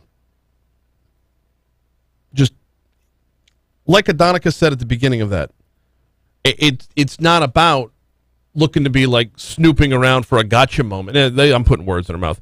But it's not about looking for that gotcha moment. It's about that level of transparency is what we deserve. All right, we're going to have to take a quick break. When we come back, our Crime Stopper segment is coming up next. Before we take that break, though, I want to remind you about the folks over at Mathern's, 2 locations of Mathern's, downtown on 3rd Street, or on the on right across the street from Tiger Stadium in the Nicholson Gateway Shopping Center. Nicholson at Skip Burtman Drive is where you're going to find them. Throwing a little Cinco de Mayo party? Maybe you need to swing by Mathern's to stock up for your party. If you're not throwing a little Cinco de Mayo party, weekend's coming up, maybe you need to stop by Mathern's to get whatever you need to get you through the weekend. Yes, I'm talking about their craft beer selection. yes, you need to swing by and check out that craft beer selection because I'd put it up there with anybody in town. They do such a phenomenal job of bringing you a lot of local brewers, a lot of non-local brewers. If you don't know what you're looking for within the craft beer selection, ask Tony. Yeah, just ask. Get yourself a recommendation. He's never let me down. He won't let you down either. Plus, they've got lunch specials every day. Plus, it is, oh, by the way, a full-service grocery store. Want to save yourself a little time throughout your day? Download the Mathern's app. Do your grocery shopping before you even leave work. Pull into the parking lot, they bring it out to you. Both locations of Mathern's is where you're going to find it, downtown on 3rd or the Nicholson Gateway Shopping Center. It is Mathern's Market. Not enough time for me to open up another topic before we get into news. So, instead, I'm going to take that time to direct you to talk1073.com. The folks over at Citizens Bank and Trust have teamed up with us for the 5K giveaway. 5K giveaway going on right now. No, we're not giving away a foot race. No, we're not giving away a 3.2 mile 5K. No, this is $5,000 we're looking to put in your pocket.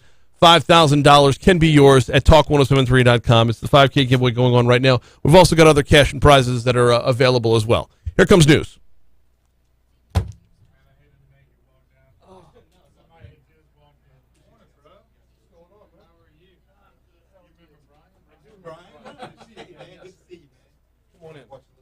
Oh, wow. Thank you. How's everything going? Look like you're busy. Working, man. All over the place. I just had one of those interviews where it's two people over the phone. And I know, like, people that aren't used to being on the radio, like, they like to have more people because it's like, I want to make sure we can fill the time. I'm like, no, I got you covered. The time will be filled. It gets jumbled when there's that many voices and they're not in. Like, if it's multiple people in studio, we can see each other, vibe off it, and, like, know who's talking next rather than stepping on everything. Well, this is kind of cool. Yep. And wait, whoa! This says New Orleans Field Division. Yeah. So Is this New Orleans? that's New Orleans. That's like a skyline New Orleans. But Brian, hey, New Orleans covers Louisiana, Arkansas, Alabama, Mississippi. So Baton Rouge is included. No, and that's not where I'm at here. Oh. There's something conspicuously missing from the New Orleans skyline here. Superdome? Thank you. I think not the Superdome. They don't see the other picture. I thought they would. Huh? Yeah, because I see the Trade Center. Right. Yeah. Brian, what was the reason y'all switched from Facebook to YouTube? Or was there one? Kill the mics, please.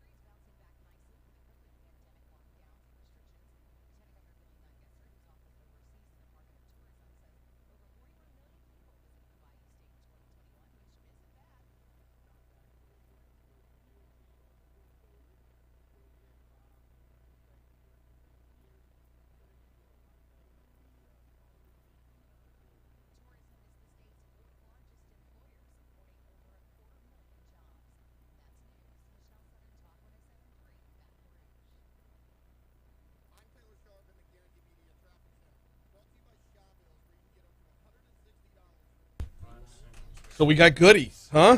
Yep.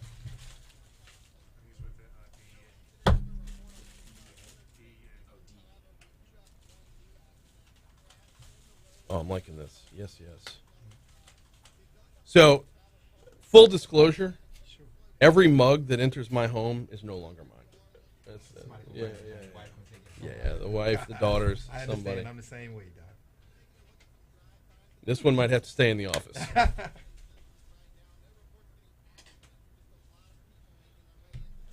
And yes, I am a coffee drinker. I'm also a Red Bull drinker. You name it. If there's caffeine to be pumped into me, that is my, since you are DEA, that is my drug of choice, to be sure. Franz quit the cigars. Yeah.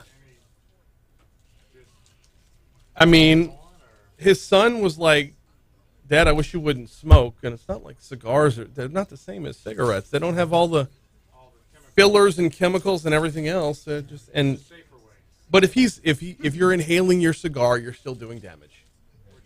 So you shouldn't, but it's yeah. I don't know. Cigars are so much more flavorful than cigarettes. There you go. Yes, but that's when you start inhaling them, though. I mean, when you get to that point, you know it's time to say no. Right. So, this bag is awesome. I'll tell you exactly where I'm gonna use this. I'm marching a St. Patrick's Day parade. And when we march, you can't like carry. You gotta have something for your throws. Yeah. All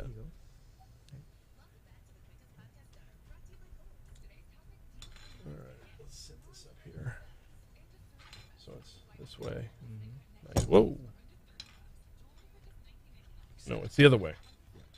Sorry, I had it backwards. There we go. I like it. Yeah. Especially these days.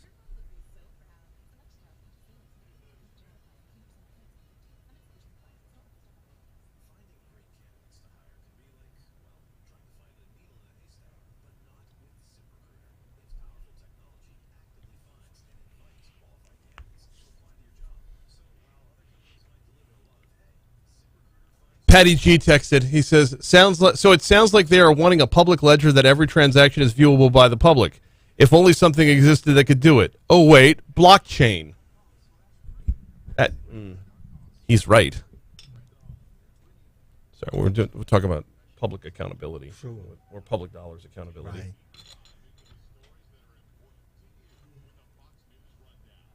So, Brian, after you get off here, what you doing? Trying to produce and get ready for the next day? A little bit of that. I'm also the program director of the station, so I make sure the rest of that's a lot. So what time you usually leave? Physically leave the building usually between 1 and 2. In carpool for 3.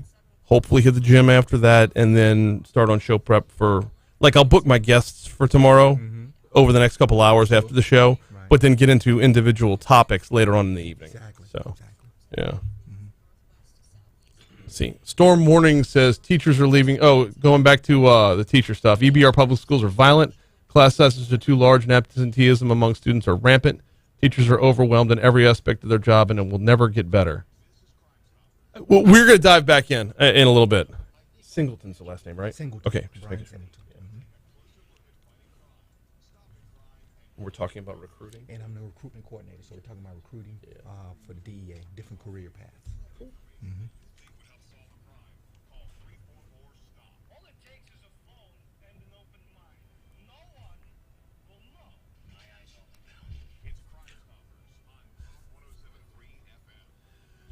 Yes, it is time for Crimestoppers, and we're going to talk a little recruiting. No, I'm not talking about the football world. I'm talking about the DEA. Time to welcome in the recruiting coordinator, Brian Singleton. Welcome back, man. How are you? Good, Brian. Thanks for having us. No, glad to have you on here. It's been a minute. Yes, sir. Good to get you back around. Yes, sir. So, first of all, I got to talk about the swag. You brought me a sweet little bag, coffee mug. Can never go wrong with a coffee mug. That's exactly right. And this little contraption right here is going to be used on the daily. Right. Little cell phone stand, so I can pop up and I can watch my YouTube stream and keep up with the comments throughout the show. There you go. Gotta love it. There you go. So we're going to talk about recruiting. There are a number of different avenues available right now through the DEA. Sure.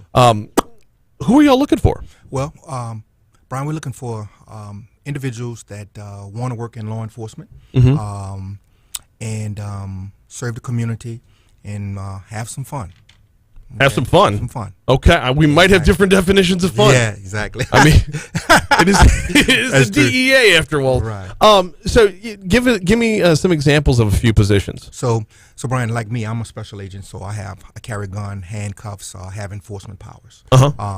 So we are looking for special agents, and in addition to that, if because you run into some people that want to work in law enforcement, but they don't necessarily want to carry a firearm. Right. So we have other positions available also for those individuals. Everything that we talk about today on this show today is on www.dea.gov/careers. DEA.gov/careers. DEA.gov/careers. Okay. So a few of those non-gun toting positions would be diversion investigator, which diversion investigators help regulate the pharmaceutical industry. Okay. Great job. Yeah, Great yeah. job. And also the other one is the intel research specialist, which gather the intelligence that we use, special agents use, or the DEA uses to help go after criminal organizations, drug traffickers, and cartel members. So you're actively recruiting right now. Are y'all down agents right now? Yes, We're we're down agents due to just because everybody people retiring. is. Yeah. Law enforcement is down personnel. So we are actively recruiting for special agents and the rest of those other positions we talked about. For a special agent position, if you go to www.da.gov/careers, you can read more in depth. But we have the some of the qualifications include got to have at least a 2.95 GPA. Okay, in any discipline. So you don't have to be in criminal justice. You can be in zoology, you can be in media, whatever whatever discipline you're in. If you don't have a 2.95 GPA, we ask you to on your resume to include all your experiences that you've had. Okay. And that may include being a manager somewhere, working at McDonald's. We're talking about. Well, yeah. I mean, I'd be hard pressed to determine what my GPA used to be. I got you. Exactly. It is. It's been a minute since a lot of folks have been to school. Sure. Yeah, the pandemic has presented a lot of challenges for staffing across the board, not just law. I mean, law enforcement is feeling the brunt of it, and it's not the type of thing that you would normally think of when you think of being, who's short-staffed. Sure. So, from a DEA perspective, what are some of the bigger challenges to fill those roles? Some of the bigger challenges we have, especially in the special agent program, Brian, is when you look at our qualifications for the positions and the particular phases of the hiring process. Certain things that you got to be able to do. One of them is pass a physical fitness test. Okay. Okay. The physical fitness test is challenging, but you can do it. Okay. Okay. You got to be kind of like working out every day and focus on wanting to do that. I lose a lot of people due to inability to pass the physical fitness test. Okay. The other things you have to be able to do is you have to be able to matriculate through the system to be able to get a top secret clearance. Oh, wow. You have to be able to pass a polygraph. You work for the Drug Enforcement Administration. Obviously, you have to be able to pass a drug test. Sure. And when I say that, pass a drug test, you have to be absent from marijuana, the drug marijuana, for 3 years prior to applying. And you have to be absent from any harder drugs for 10 years prior to applying. How can you determine a 3-year window? That's set by OPM, Office of Personnel Management. Yeah, but I'm just saying from a testing perspective, if I walk in, I wouldn't be able to produce a drug test from 3 years ago. No, you wouldn't. Right. You wouldn't. So what's going to happen is going to be a combination of different things in the hiring process that make that determination. Okay. Obviously, you're going to have to we're going to do an in-depth background investigation on you. Of course. Polygraph. Okay, and those kind of things will divulge if there's any other discrepancies we find, Once hired, is there what's the learning curve here? If you walk into BRPD, you're going to the police academy. Sure. For DEA, what's that look like? Okay, so what happens, Brian, is obviously drug trafficking is a global network. Yeah. So we hire agents that will be positioned or stationed inside the continental U.S. for the first 3 to 4 years. Okay, after that, then you can apply to go overseas. We're in 93 countries all across the world because drug trafficking is a global network. So we have agents all over the world. Okay, so you can apply after being in CONUS 3 years, then you can apply to go overseas. But for new agents, they go to a domestic office, okay, learn a job for 2 or 3 years, and then from that point, you can either stay domestically or go international. Okay. If you like. But we train at Quantico, Virginia, 16 weeks. The FBI is on one side of campus, DEA is on the other side of campus. After you finish your 16-week training, that's when you go to your first duty station. For the folks that just walk in off the street looking for a job, what are some of the aside from the physical challenge, do y'all, is it misnomers about who the DEA is and what y'all do? Is it tougher to recruit because you're not considered a local law enforcement outlet? Yeah, because a lot of people, if you're not familiar with going to the websites and learning, it can be kind of challenging to understand what we do. Unless you know somebody, a lot of my candidates are, well, now it's a lot more popular because of the internet, and I do a lot of orientations. So I go down to different colleges and different venues doing orientations, trying to get the word out. And of course, that's why I'm here. Yeah, to get absolutely. the word out about how to be a DE agent, if that's what you're interested in doing. I would encourage you to read about the qualifications, read about the hiring process on www.da.gov, so you have a better picture of what's going to be expected of you during the hiring process. How has the work changed? The work has changed, much more electronics, which, that's the nature of the beast these days. Yeah. A lot of things, we do a lot of electronic surveillance, and so you have to be familiar with how things work. But it's nothing that abstract. If you can do a phone, we have a lot of advanced training that you go through, so you can get up to speed. Okay, but you just have to have the right character, Brian, and have the heart to want to do this. Let's bust some myths. Let's what are some of the misconceptions that folks normally walk in with it that they think they're walking into, but they might not be? I find a bigger one is because you watch shows and you watch shows about DEA and drug trafficking. Yep. They say, hey, undercover. I can't do no undercover, man. That's just not me. That's one of the misnomers. But we do have undercover agents. But that's not necessarily a requirement. Right. That you be doing undercover, because some people feel like that's not them. But everybody has a different skill, and we want to grasp that. Yes. Everybody brings a different skill set to the table. I would think it would be the polar opposite. I think you'd have dudes coming off the street wanting to be the guy that takes down Pablo Escobar. Exactly. I've been wanting to take down if I go fictitious, Walter White. Exactly. We want that Breaking Bad scenario. Right. And Brian, I always tell my recruits, hey, everybody has a special skill. We work in a group, so we work as a team. Okay, so maybe one of us are much more advanced tactically. Some of us are better writers. Some of us are better interviewers. Okay, some of us are good at undercover. Some of us are just good on surveillance. Right. Okay, so whatever skill set you have, let's bring it to the table, and we'll use that to make our case investigation successful. Is any other work experience required walking in? No necessary work experience. You don't have to have a military background, or you have to have a law enforcement background. Okay, we have a lot of individuals that are coming from law school. We have a lot of individuals that worked in the business arena, accounting managers,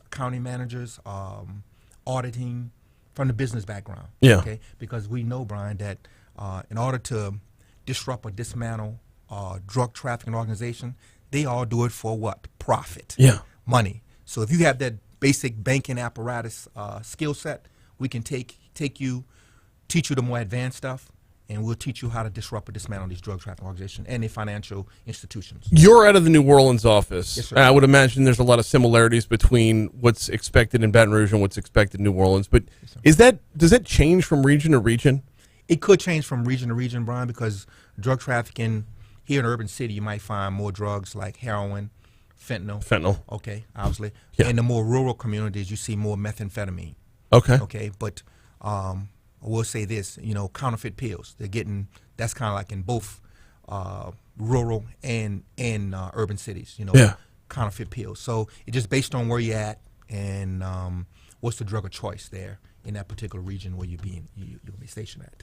DEA.gov/careers is the website. DEA.gov/careers. Is there a physical office here that they can go to? Yes, sir. We have a physical office in New Orleans. We have a physical office here in Baton Rouge. But I would encourage them, when you go on the website, type in your zip code, my name, phone number, and email address will pop up. So my email address is nofd.recruiter@dea.gov. Shoot me an email or give me a call at 571-362-4892 or 4808. Wait, give me that one again. Yeah, 571-362. 4898. 4898. 4898. Don't worry about writing it down if you're in traffic right now. It'll be when we post this on demand. We will include the phone number there as well as the website and the email address, and let's talk.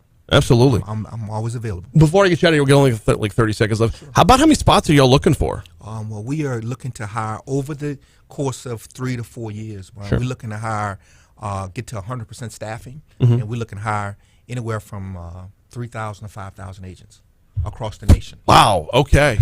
All right. Well, Amazing stuff. There's so many different possibilities, so many different ways that can go. It's not something that would be top of mind when job hunting on a regular basis. In the meanwhile, we are just straight up out of time. Brian Singleton from the DEA, thank you so much for hopping on board. Thank you for having me. Here comes Your Money Now on Talk 107.3 FM. Yeah. Perfect, Brian. No, thank you. Yeah, man. Yeah. I would think you'd have more of the Cowboys rolling in saying, give me something. Yeah. So Brian, a lot of times, coming in, you have people that kind of have that courage, already had that courage, and want that challenge. Yeah. To go sit down and look a guy face to face that, he doesn't really know who you are. Yeah. And you're trying to get a chance to meet him. That's a challenge. He got a gun, you got a gun, and we know both when drugs and money come together, that's when the propensity for violence goes up. It's the biggest problem we have in Baton Rouge. Oh yeah. But things are going well, and I look forward to coming back, Brian. Yeah. Discuss some other issues that we may be having, or anything you need. Well, Yeah. absolutely. Yeah. Absolutely. Just I've run everything on that segment through Don. Sure. But yeah, there's never a shortage of topics to talk Sure. about. Gotcha. I mean, fentanyl is so widespread right So now. it's all over. Yeah. It's all over, and now it's in every other drug. Every other drug It's now. yeah. Yeah, and these counterfeit pills we have. I was discussing, Brian, with one of the agents. They're working a big case with pill presses, and they got this pill press that they seize. It makes 6,000 pills, I think, an hour. Or maybe Good 30 Lord. minutes. And you have to have the right score. So if you used to selling the Percocet from the doctor's office, right, it's scored with a particular score on the pill. Uh-huh. Well, they get this particular score, manipulate it, or make a rendition of it. It goes into the pill press, and you get this pill press, and it just pumps out. You put the mix in there, and it just pumps out. So, they put fentanyl and everything in it, so you don't ever know what you're getting. It's a shame. And the fentanyl that's on the streets is not the fentanyl you get in the hospital. Like when we had our we got 3 kids. When we had the third one, I remember keeping it. I was looking at in real time the drugs that were being pumped into my wife, and I kept seeing fentanyl pop up, and I'm like, "Holy stop! Whoa, whoa, whoa!" And it was like, "No, this isn't that. Exactly. It's this. This is just straight up poison." Yep, exactly. And especially, Brian, if it's not measured. Right. Because, when you get it from a hospital, it's measured. So Yes. they know what the human body can intake. But a street dealer, he just putting it in there. He don't care, and just for profit. That's the part of it I'll never understand. Right. Is if you're looking for profit, why are you killing your customers? Who's going to be my customer tomorrow if I kill my True customer enough. today? That's true. I've never understood that. True enough. at But they all. don't care. No, I know. They move on to somebody else. I know. And that's why we need more agents, Brian, because what happens is we take off an organization, and next thing you know, somebody feels that vacuum, come right up Yep. and take it. Well, So- yeah, as long as there's demand, someone will supply. Exactly. So, Exactly. Well, thank you so much again, absolutely. brother. Look forward to Appreciate coming you back. Yes, likewise. Appreciate you. Thank you. Catch some bad guys Have a next good- week. Yeah. Sir. Okay, Brian. Sir, Good, thank man. you, sir. All right, brother. Thank you so much. Yeah. Thank you. This little bad boy can get some use. Do what? No, it's. Oh, yeah. Oh God, I have to have a prep call about this.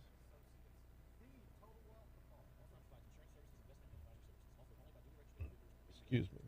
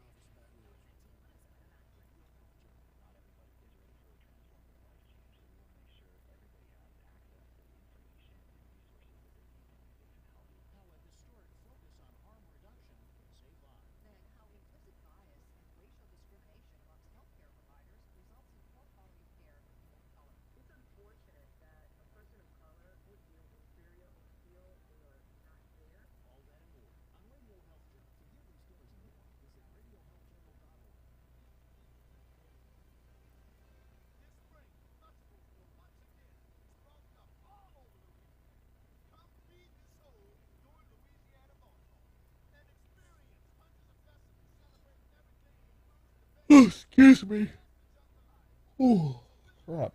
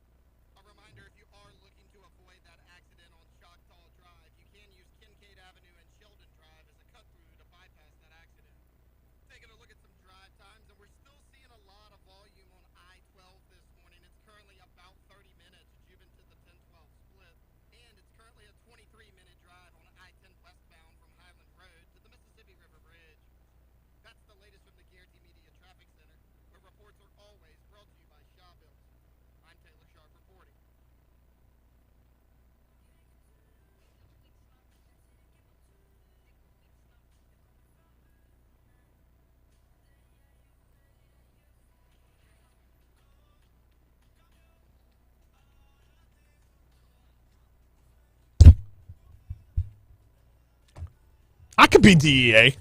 I could do that. Kicking indoors. I saw the first 2 seasons of Narcos. That's about my only level of qualification. That's it. I greatly appreciate Brian Singleton for stopping by. Talk about a little bit of recruiting. It's crazy when you look at literally everybody's down right now, right? Employment-wise, there is nobody. 3,000 to 5,000 people nationwide. A lot of that COVID-related. DEA.gov/careers was the website. All right. We got a busy hour next hour as well. State Representative Paula Davis going to join us at 8:15. Talk a little bit about the legislative session. Look forward to having her on every time she comes on. Got Jay Ducote stopping by. Today is Cinco de Mayo. He slings tacos and margaritas. I couldn't imagine a better pairing right here, right? That's at 8:40, and we will wrap up the show trying out some new Bluebell flavors. Right now, though, we closed out this hour with the Outside In.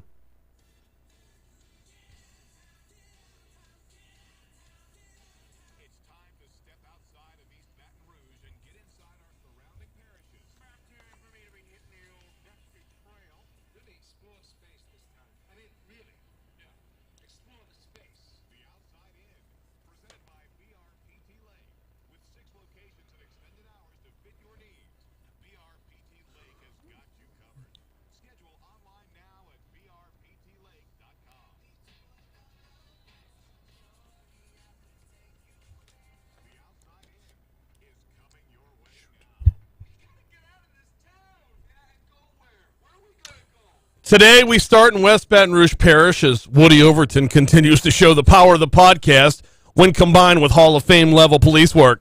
A man arrested in his wife's murder shortly after the case was featured in a high-profile true crime podcast pled guilty Wednesday. Gerald Peanut Pusho, who was initially booked for second-degree murder, took a plea deal and was convicted Wednesday on charges of manslaughter and obstruction of justice in the death of his wife, 57-year-old Mary Pusho. Mary was found dead at the couple's home back in March of 2021. Pusho was on the was featured on the Real Life, Real Crime podcast. Sentenced to 26 years for manslaughter, 20 years each for 2 counts of obstruction. Over in East Feliciana Parish, the 2 parents charged with murder after their daughter allegedly spent years malnourished on a couch. They're now both out on bond. Clay and Sheila Fletcher's bonds were $300,000 apiece. Both tried to bond out Tuesday night. They weren't able to secure enough money out to shoot. Sheila went home first. Clay went home as of yesterday afternoon. Down in New Orleans, a fire started in the engine room of the steamboat Natchez while it was docked in the Industrial Canal. New Orleans Fire Department suspects that fire resulted from crews working on torching switchgear panels around 5 p.m. The flames began about 3 hours later. No injuries were reported. That is the Outside In. We are due up for news. We're going to check our CBS News here in just a second. Right after CBS News, we'll, of course, check traffic and weather. Then we'll get Hour 3 underway. Hour 3 gets started with Jake taking us back in time for this day in history. That's coming your way next on Talk 107.3.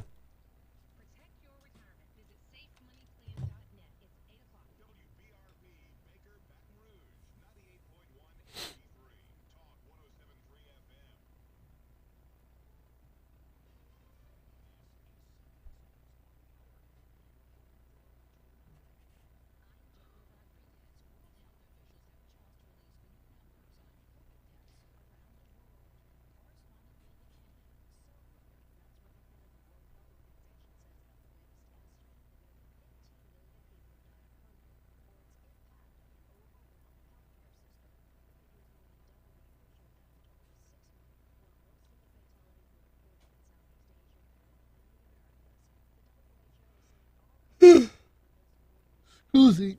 Mm.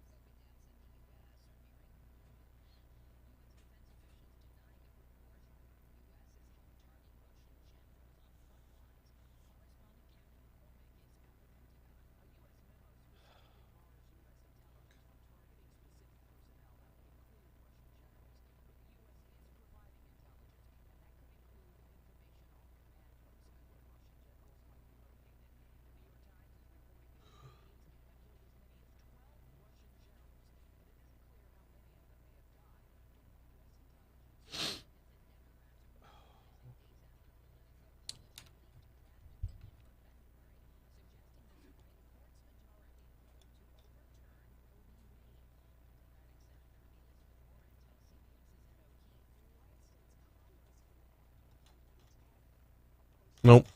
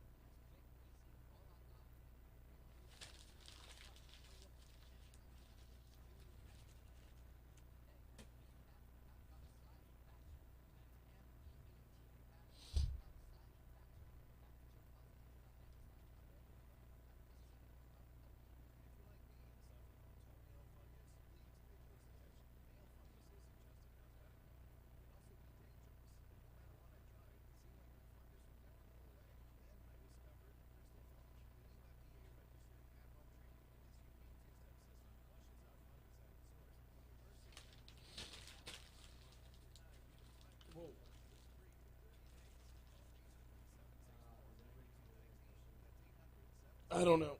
Jay Ducote is for sure. Bluebell is for sure. I don't know about Paula. Oh, shit.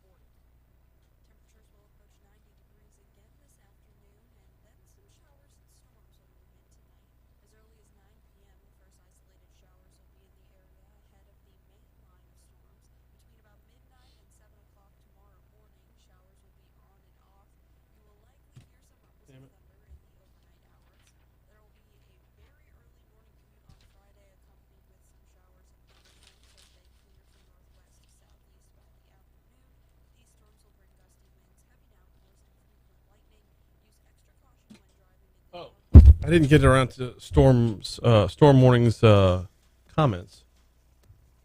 Damn it.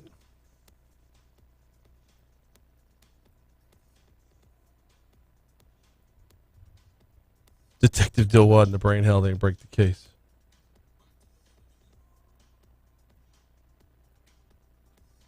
Oh, God. Huh.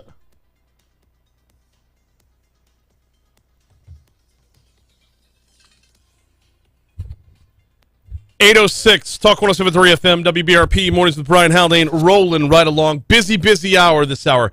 Guest-filled hour this hour. We're going to talk with State Representative Paula Davis in our next segment, get an update on the legislative session. We're going to talk with Jay Ducote after that, and then we're going to wrap up the hour by trying some ice cream. The folks from Bluebell will be in studio to introduce their new flavors. That's all coming your way later on this hour. Couple of comments on YouTube that I wanted to address before moving on to this day in history. And one of them comes from a poster who obviously has a different name. Storm Warning is what he goes by. He says, teachers are leaving in huge numbers. At Liberty High alone, over 40 teachers have left since January 2021. Since their, well, I'll edit and say principal took the job. There are vacancies at every school in EBR. And it's starting to show up. Well, I shouldn't say starting to. We're realizing that this is showing up everywhere. We had the DEA on 2 segments ago to talk about recruiting there. We have the chief of police on every so often to talk about how, well, one of the things he talks about is they're down 100 officers. And this is true in the education world. This is true in every field out there. Everybody's down right now. Meanwhile, I go to my email and I'm finding that, and we probably should cover this in a segment with Patty G at some point. We have on different occasions, but there's new numbers out. Over 50% of workers say they would take a pay cut to avoid returning to the office full time. Who are you people that have this kind of luxury? Who are you people that could just say, yeah, I don't need to make as much money. I'm cool. I got it. Bro, I don't know about y'all. I got bills. All right.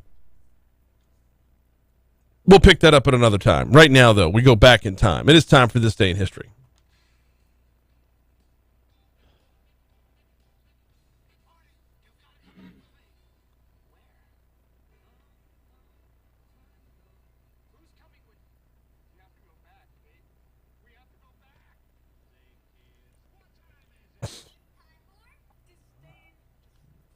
Yes, sir! It is time for this day in history. And like May the 4th be with you, I've decided to take the liberty, instead of using this music in the background, I'm going to do something a little more fitting for a holiday of this caliber.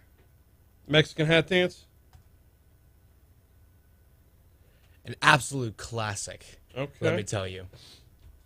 So we're going to start things off doing exactly what we said we would be doing here. We're going to be celebrating Cinco de Mayo by saying exactly how it all started. In 1862, Cinco de Mayo. It commemorates the anniversary of Mexico's victory. Either you got to go up or that music's got to go down a little more. Ooh, is it too Not loud? hearing you. Yeah. All right. 1862, it was Mexico's victory over the French Empire at the Battle of Puebla. And that is the origin of Cinco de Mayo. Fun fact for y'all. 1865, the first U.S. train robbery was in North Bend, Ohio. Really? Yeah. That's kind of cool. You got to respect the game on that one. Yeah. The first time somebody saw a moving object like a train and said, let's go get it. He's like, hey, I want that. Yeah. I'm going to ride alongside on a horse. We're going to jump on. I assume it was on a horse. Yeah, probably. It was Like Ohio, though. Fast You don't and know. Furious, Yeah. Before Fast and Furious, Right. you know. They had their Dominic Toretto. I respect the game. As you should. No hate. 1917, Eugene Bullard gains his pilot's license from Aero Club de France and becomes the first African-American military pilot. Very cool Serving stuff. The French Air Hey, Service. this day in 1904, Cy Young pitches the first perfect game in modern baseball. He was pitching for the Boston Americans against the Philadelphia Athletics, wins the game 3-0. First perfect game ever. Interesting. Yeah. He did not win the Cy Young Award because he was Cy Young. Yeah, it'd be like a little conflict of interest Right? there. In 1930, I give this award to me. That'd be so ego. It's such an ego if that was the case. In 1930, 1930, Amy Johnson takes off. First woman to fly solo from England to Australia. That's a long flight right there. How'd she do? I mean, she landed. She stuck the landing, I would hope, right? I mean, if not, it would probably... 1944. Mahatma Gandhi, freed from prison. In 1962, West Side Story. The soundtrack album goes #1 and stays there for 54 weeks, which is more than 20 weeks longer than any other album. That's over a year. Wait, which one? West Side Story, the soundtrack. Yeah. That's a good soundtrack. Yeah. I mean, we still hear about it to this day, and that was literally 60 years ago to the day. That's crazy. In 1969, Milwaukee Bucks signed #1 draft pick star UCLA center Lou Alcindor. He was known at the time. He is now Kareem Abdul-Jabbar. And in 2018, Childish Gambino, also known as Donald Glover, releases the music video to his new single, This Is America, to wide acclaim. Okay. And the same day, same year, 2018, electric cigarette explodes and kills a man in St. Petersburg, Florida.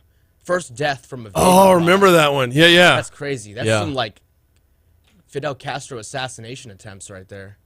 You hear about the exploding cigar? Yeah. Yeah, that's the impression I got from that. What events did I miss out on? Nothing. Well, I didn't have anything. There we go. Let's get to the A lot of birthdays. Kentucky derbies. It's Derby weekend this weekend. I don't know. I haven't really got into it too much just yet. Just going through the sports calendar, they give you every single day, like, or what Kentucky derbies were on this day in previous years. Mm-hmm. So a lot of that going on. Fair enough. Let's get to the birthdays. First up, Chris Brown turns 33. Adele is 34. Adele's only 34. That absolutely shocked me when I read that this morning. Same with Chris Brown. Like, I didn't know they were like in their 20s in the early 2010s. But here's the thing, though. Like, Chris Brown I associate as more of a pop star. Yeah. Dancing and whatnot. Adele, there's more like maturity to her voice, so I assume there's maturity in her years as well. Yeah. Not the case. Yeah, exactly. Stay young, I guess. Henry Cavill turns 39. Vanessa Bryant turns 40. Karl Marx was born on this day in 1818, and P.J. Tucker turns 36. What am I missing? Harold Miner, Okay. former Miami Heat guard. If you're mentioning P.J. Tucker, who is a Heat guard. Harold Miner, former Miami Heat guard. Also, one more, and that is an LSU Tiger. Randall Gay, born on this day in 1982. Shout out to all of them. Happy birthday to them. One death to talk about from me, Napoleon Bonaparte, passed on this day in 1821. Just for a second, I thought you said Napoleon Dynamite. And I was like, he's not real. He lives forever. He's not real. He lives forever. Gosh.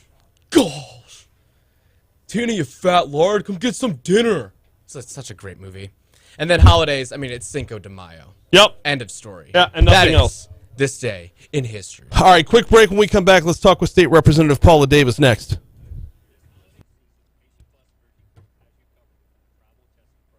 There she is. Bad show today. Bad show.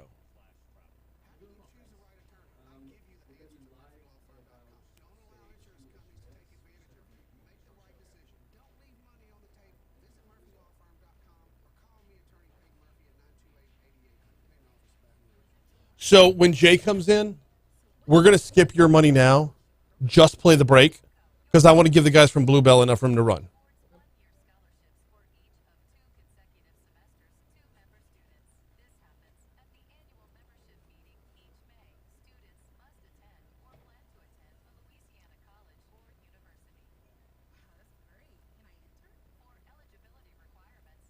Consumer Reports top picks in meat alternatives. Shut up.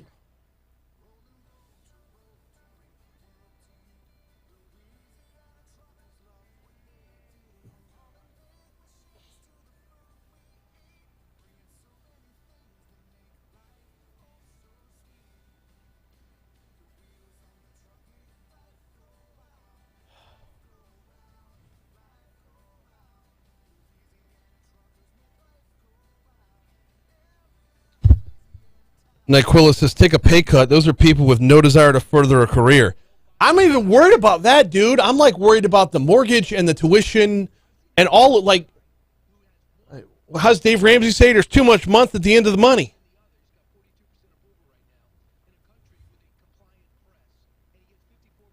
Adele's albums are literally named her age at the time. I didn't know that.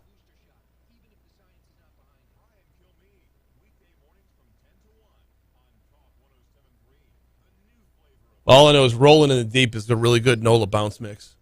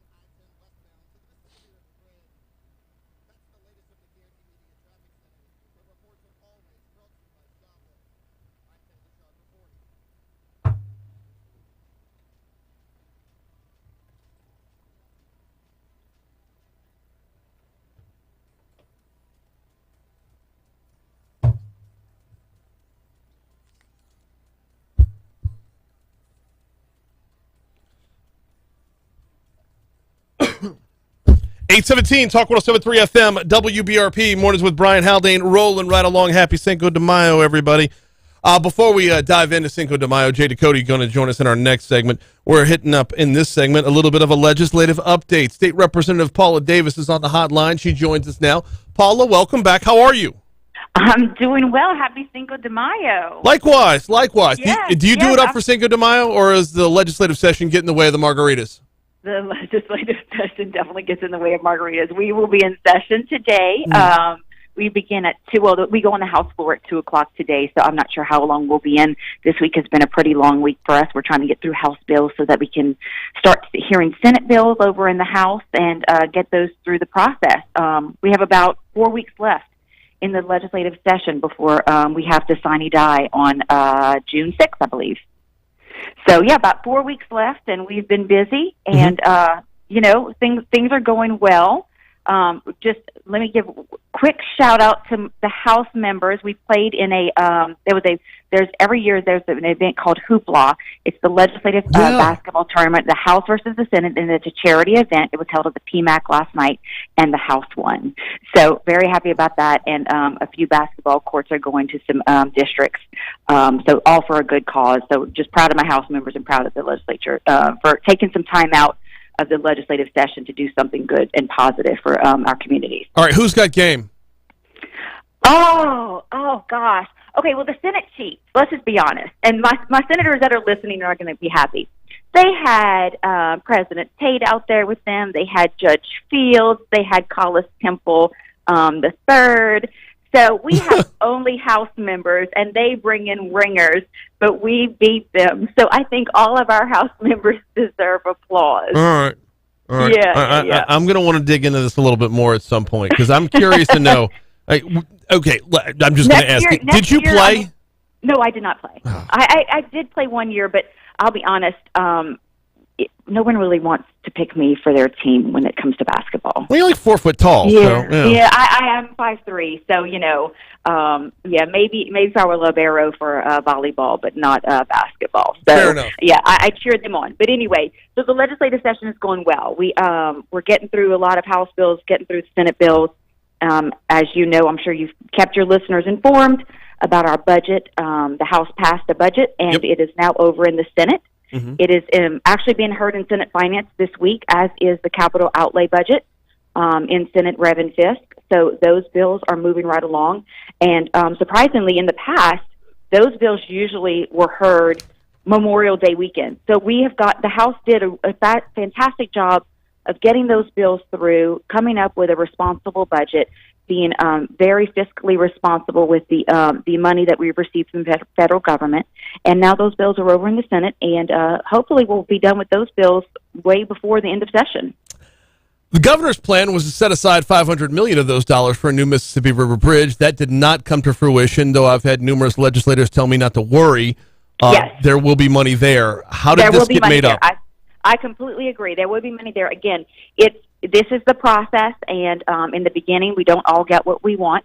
However, we do go through the process, and we do go through discussions, and there are always other bills that come through that provide funding for rural areas and other areas that have needs. You and I have talked about this before, that, for some legislators, and I completely understand, it's very difficult to set aside such a huge pot of money for something that won't be in their area, especially when they have water systems and sewage systems and drainage systems and their own road maintenance issues that need to be addressed. But in the end, I do think that we will come out with a pot of money that I think will be sufficient to go ahead and draw down some federal funds and go ahead and get us a public-private partnership going for the Baton Rouge Bridge. So I am confident that will happen. And, we have the biggest champion in Senator Rick Ward, who is a member of the Capital Region delegation, and he has fought for a bridge and for infrastructure needs in the Capital Region for years now. And I have no doubt that he will continue fighting for us like the Capital Region delegation did in the House for the bridge. Yeah, I don't know how he does it. He is a rock star. He is a complete rock star when it comes to infrastructure needs, and he focuses on the issues that will move Louisiana forward. And as I say this, let me mention this. My husband and I love to brag about my daughter when I am on air. We moved her to Charleston, South Carolina this past weekend. Yeah. She's going to attend Medical University of South Carolina and get her doctorate in occupational therapy. And as we were driving to and from South Carolina, Brian, it is unbelievable the amount of manufacturing infrastructure that you see along the way. You pass the Hyundai manufacturing plant, you pass Volvo, BMW, Boeing is in Charleston, South Carolina. And it really does get you thinking, and it gives you a different perspective when you actually see these things happening, rather than, it's just in your mind. So it gives you a different perspective of, okay, what are we doing to move Louisiana forward?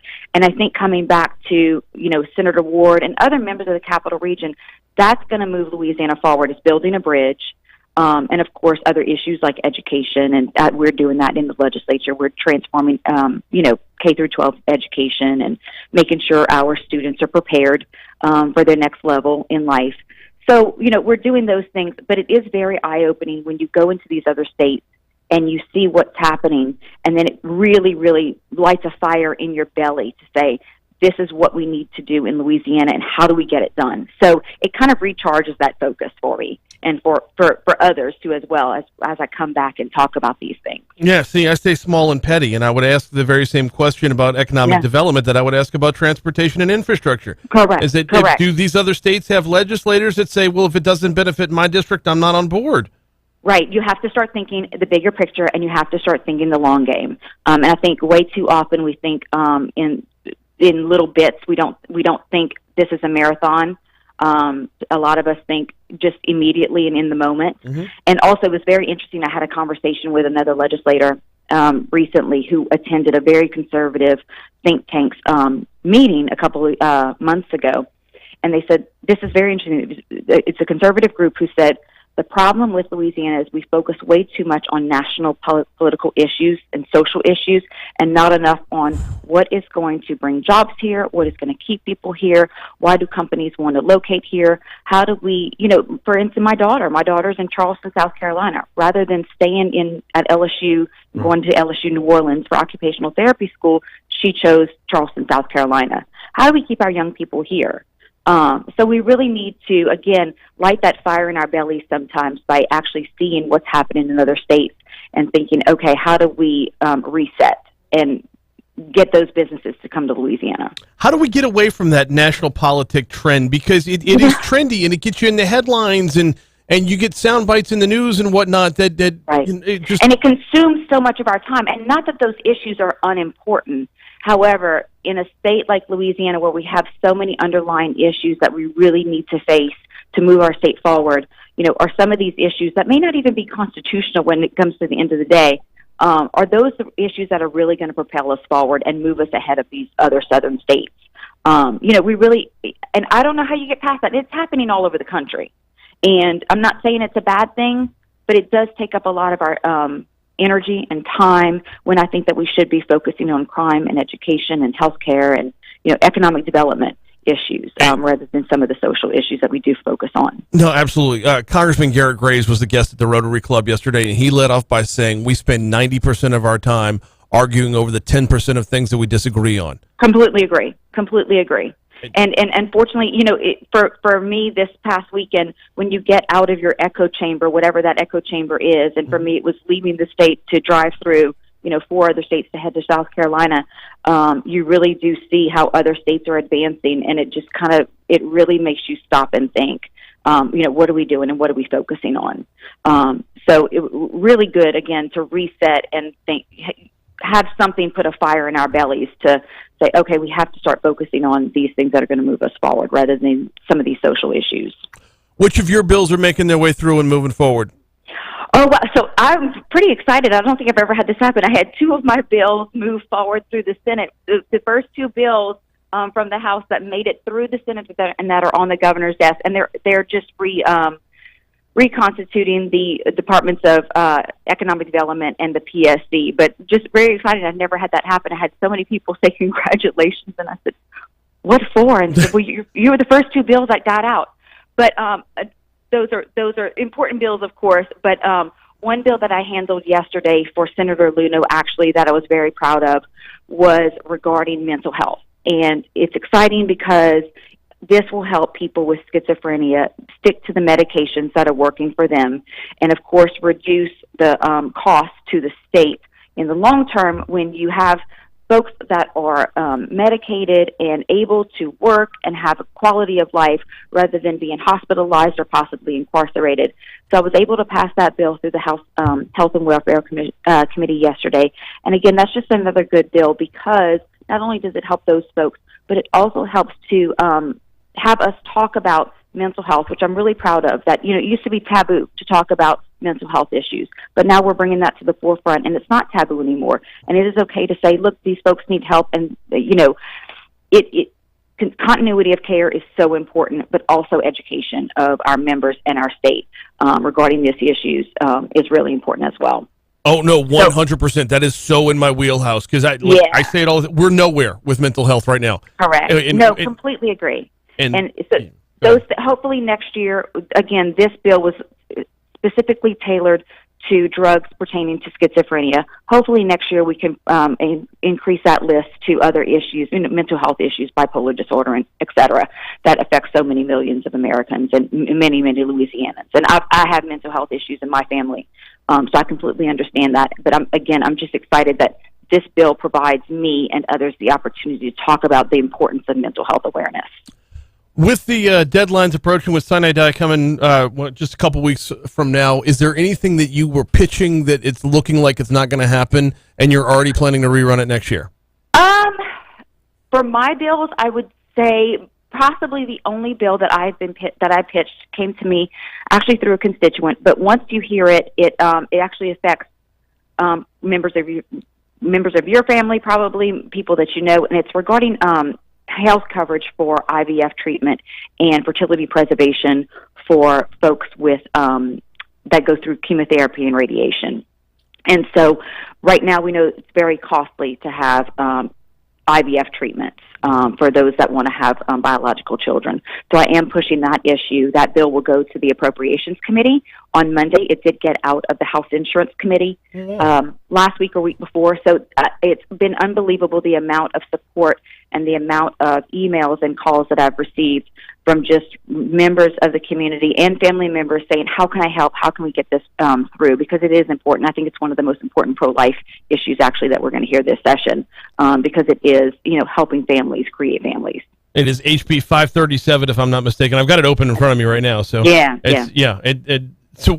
it's not dead in the water yet. It's still. Oh no! It's just it's still in the House. Mm-hmm. Like I said, all of my other bills have already passed the House and gone through the Senate. This bill took a little while to get the language correct, and we finally did that, and we passed those amendments and added those amendments onto the bill a couple of weeks ago in House Insurance. So now it goes to appropriations because it does have a fiscal note. Unfortunately, we did have to take out the Office of Group Benefits, which is often the case because of the cost to the state when you do have health care mandates. We do have a lot of people that would like to put that back in, but of course, political reality is what it is. And in order to get something now, this may be the only way to do it. And hopefully next year, coming years, if I can get this piece passed, we can at least add our state workers into that mix. She is State Representative Paula Davis. We always appreciate the time. We're going to get you back on. Thank you. Yeah, absolutely. We'll get you back on at the end of the session. Absolutely. Yep. Thank you so much, Brian. Thanks. Talk to you soon. Here comes news.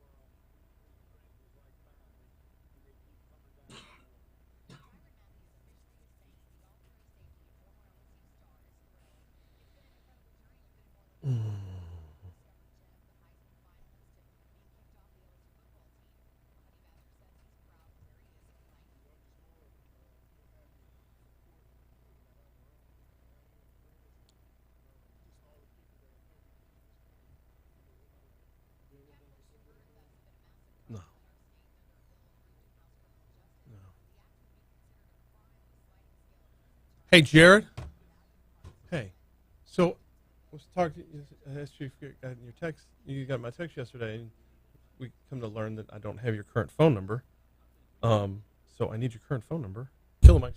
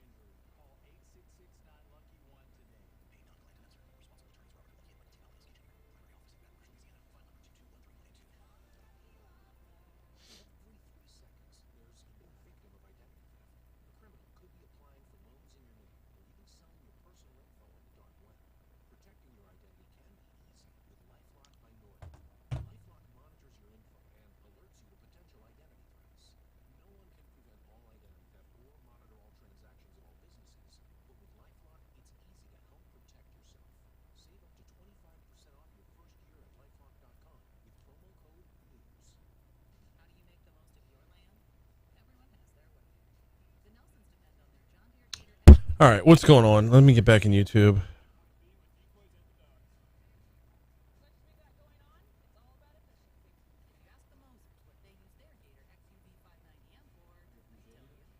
Yeah, he says a couple minutes out.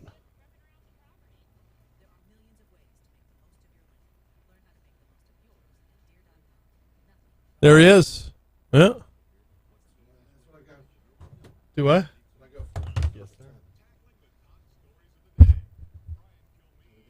Doing well. How are you?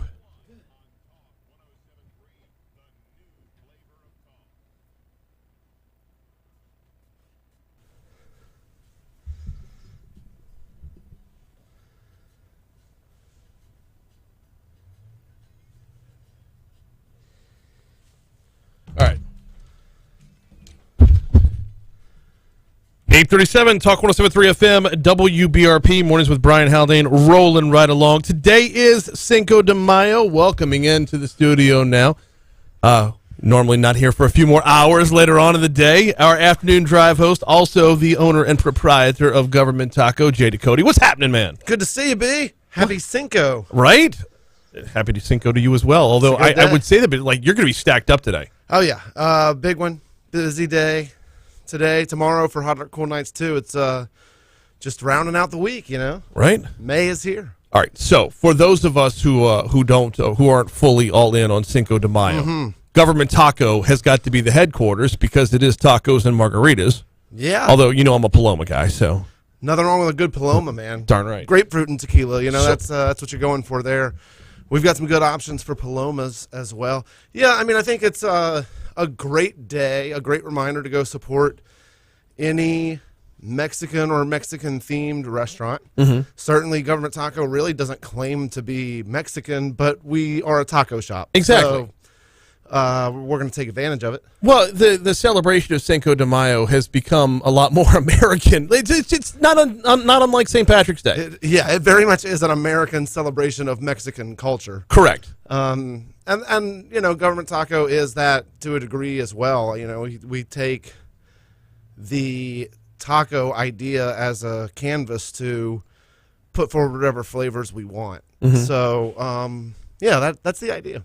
Baton Rouge's Cinco de Mayo scene overall, broadening out beyond just Government Taco, but Baton Rouge's Cinco de Mayo scene has grown rapidly in recent years, and then it's a respectable social scene.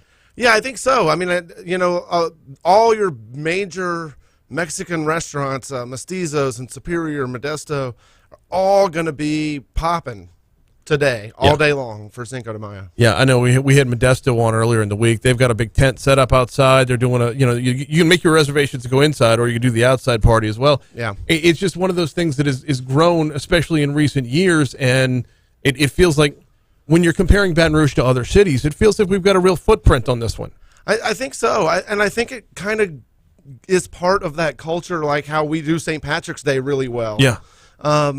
I think Cinco de Mayo has kind of become that that next holiday that a different group of restaurants and restaurateurs and entrepreneurs have gotten to say, like, okay, this is ours. You know, like Government Taco doesn't really benefit from St. Patrick's Day. Most of these Mexican restaurants really don't. Like, that's a Perkins Road overpass area thing, right? And none of that is really these restaurants that are getting to do Cinco de Mayo really hard. Mestizos maybe the only one that kind of gets to play in both.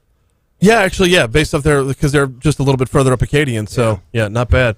Talk with Jay Ducote. So, are there specials tonight? Are you doing it up? Government Taco happy hour all day. So $2 off margaritas, $1 off draft beer, $2 off government issued cocktails, which includes our ranch water with the Topo Chico or several other cocktails. Happy hour specials all day. All right, I like that. And just going to have a lot of fun. We do have live music from 6:30 to 8:30 tonight. Very cool. From the Tesh 2, which is Chuck P's roommate and his sister that are playing. Okay. They're awesome. It's going to be great. Josie and the gang. And then let's see. We've got Abby and Brittany from our sister station, 100.7 The Tiger, are going to be live from Government Taco from 3 to 7 p.m. for Off the Record. Very nice. And the Jay Ducote Show also going to be live from Government Taco right here on Talk 107.3 from 4 to 6 p.m. tonight. All right. It's going to be happening on the other end of Government Street. Looking forward to it. While I've got you in here, I've got to shift the conversation, and I apologize. I didn't prep you for this at all. Ooh, fun. I didn't tell you where we were going. Good. Earlier in the show, when Patrick Grimion comes on, Patty G. Patty G. Yeah. So I had Patty G on this morning. We were talking about a Daily Report article about restaurants taking advantage of Instagram. Sure. And the number of foodies who we're flooding the market with foodies right now. And I don't know where this is headed as far as recommendations are concerned, as far as from a business's perspective of leaning on these influencers and micro influencers. Yeah. And the conversation then shifted around to food bloggers. And I was like, well, interestingly enough, we're the home of Baton Rouge's OG food blogger. Where are we headed with this space? Where are we headed? Or is this have we reached a point of saturation with people who have a camera and an Instagram account? So I think I'm glad you used that micro influencer term. I think there's a lot of that out there, and I think that those just that's become just oversaturated and aren't really going to move a needle much, and kind of just probably get to a point where they don't matter because there's too many of them to be relevant. Yes. Because it doesn't. Good job if you're building a following and you're trying to do something and you've got your first 1,000 followers, you've got your first 2,000 followers. That's great. Keep going. But it really doesn't matter to a restaurant or to somebody else. You're gonna have to get it to where you're crossing like that 10,000 follower threshold before you really start to become relevant. Okay, but even with that, at some point there's got to be some level of discernment of, and you on Bite and Booze. Unabashedly say, I celebrate food, I celebrate drink, I celebrate Baton Rouge. Right. It wasn't about overall critiques and criticism. There's a number of others out there who are just calling everything good, whether it is or not, and there's no accountability behind it. Yeah, that's absolutely true. And I think one thing that I did completely differently is I became a student of that game very early on. So when Bite and Booze started as a blog in 2009, and I got a Twitter account and a Facebook page before Instagram existed and TikTok had never been heard of or conceived, I decided very early on to try to figure out what it meant to be a food blogger, what it meant to write a restaurant review. I read about how the New York Times will send their restaurant reviewer to a restaurant 3 times, have 3 different waiters, go at 3 different times of day, have 3 completely different experiences before actually writing a review of that restaurant. That way they're not writing a review on one bad experience. And in today's world, post-COVID world, staffing issues, supply chain issues, we run the risk of this going sideways very fast for a number of reputable establishments. So that's what I very much dislike about the concept of Yelp reviews, Facebook reviews, Google reviews. Is you're putting the power in the hands of people to make a review on one experience. They're not reviewing the restaurant. They're just giving feedback on that one experience in a public way, where they should really be giving feedback directly to the restaurant, not making that a public review. Now, that is what it is. They can leave positive reviews on one experience just as easily as they can leave negative reviews. And to me, that's every bit as dangerous. Because then you lose your credibility overall. It's like this person doesn't know what they're talking about. Yeah. I mean, I think that's part of it, right? Is that makes it really hard to be an insightful or respected opinion maker in that field, because if you're just posting nothing but everything's good, and that's the only words being used. Good. What got me on board with Bite and Booze right from jump was you're a storyteller. Tell me the whole story. Tell me the story. Give me the ambiance. Set me in that chair that you sat in that night. Like, tell me the whole story, not just I had this, it was good. And that passes for content now, and that sucks. Well, and so that's probably more of a result of that everything has just gone super short form, social media. The Instagram post is the new blog post. Like, I don't blog on Bite and Booze anymore. It's just an Instagram post. Right. And it's harder to tell that story in a tweet or a super short form. Here's an Instagram slideshow of everything that I ate. What's coming up on the Jay Ducote Show? Live from Government Taco for Cinco de Mayo. Margaritas, palomas, some food. Let's see. Sugarfield Spirits is going to be there with us. Hey now. So wait, we'll but do they a don't booze make block. a tequila. They don't make any tequila, but they make some really good Louisiana rum that we feature at Government Taco. That's on the happy hour menu with the tamarind zaddy. And so yeah, we're doing the show from Government Taco. So we invited Sugarfield Spirits to come join us. Sugarfield's been crushing it. Yeah. Because they got started just before the pandemic, and then they, like a lot of distilleries, shifted on the fly in order to help, in order to make hand sanitizer, and then they got right back to business and broadened out their collection, broadened out their selection. Excuse me. Yeah. And they've been all over it. Yeah, I love what those guys are doing. Great products, and yeah, I think it helped them get out into the market. They had to focus on distribution because of COVID. They couldn't do everything out of the tasting room in Gonzales, and now they've got the tasting room rocking, and their distribution footprint's growing as well. So it's good stuff. You know where to find Government Taco, exactly the other end of Government Street from where we're at right now. It's going to be going on for Cinco de Mayo. Oh, and we didn't even get to Hot Art Cool Nights. That's tomorrow. Yeah. So Friday night, Hot Art Cool Nights all over Mid-City, 6 to 10 p.m. We'll have outside music. The East Baton Rouge Parish Library bus is going to be playing some tunes in the parking lot. Cypress Coast Brewing in the back. Government Taco in the front. We're going to be having lots of fun in the parking lot and in the restaurant for that. Okay, it sounds weird to say it out loud. The East Baton Rouge Parish Library bus is going to be rocking some tunes. Now, Haldane, I know you're a DJ. Yeah. They're the best DJ in town. Really? The library bookmobile. It's a library. They're going around shushing people. They have to go around. They bring the noise. All right. With the bookmobile. I guess they use their outside voice. And their mobile DJ services. It is amazing. It's going to be going on tomorrow night at Government Taco. If you haven't hit up tonight at Government Taco, he is Jay Ducote. Catch him from 4 to 6 right here on Talk 107.3, or hell, swing by and see him this afternoon at Government Taco as the show will be live. We got to take a quick break. Appreciate you stopping in, brother. Anytime. Yes, sir. We got to take a quick break. When we come back, it's on. It's time for a little bit of Bluebell. Oh, yeah, I got to stay. Oh, yeah. No, stick around and sample. Good stuff is on the way. Coming up next on Talk 107.3. Nice. Thank you so much. Yeah, absolutely. So, we got into the Sorry, whole... I was flying in that hot. No, all good. I shouldn't. We got into that whole food blogger topic this morning, and I'm like, they're a dime a dozen now. Like, I hate to be like crotchety old. Back in my day, we had real bloggers. Yeah. Well, and we're still on. Yeah. So the food blogger has gone away. Right. And it's just the influencer now, and Instagram, TikTok, Facebook, Twitter to a degree. But so we're one of the strategies that we're going to use when we roll out a few new tacos. We're going to do a little menu tweak at Government Taco coming up soon.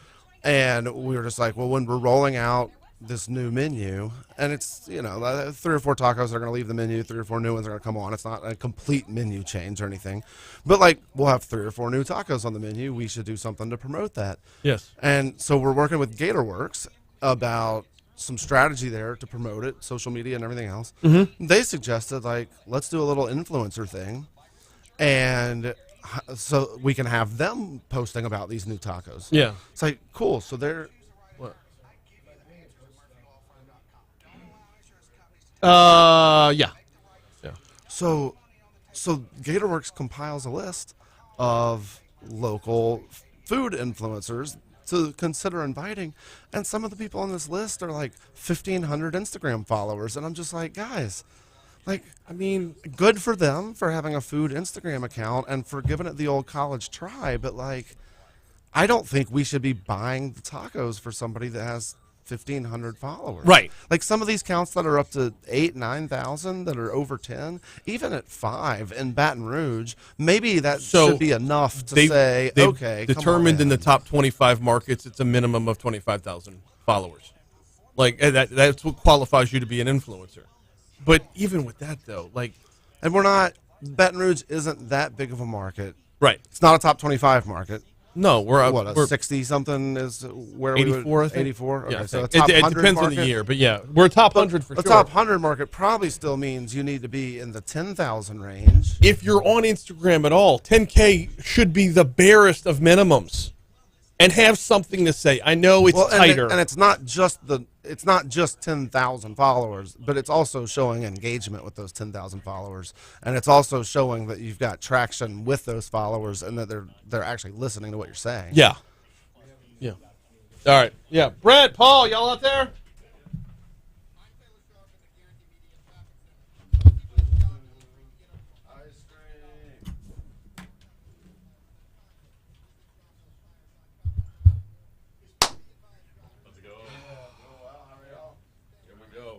What's happening? Nothing much. You know I'm like sticking to one bite apiece, right? I know. All right. Still at it, huh? That's Still good. at it. Still That's at good. it. No, It's it's very good. It has paid off. You been good? Doing well. Doing Been well. good. So we're always on YouTube, so we'll be up and running in just a minute.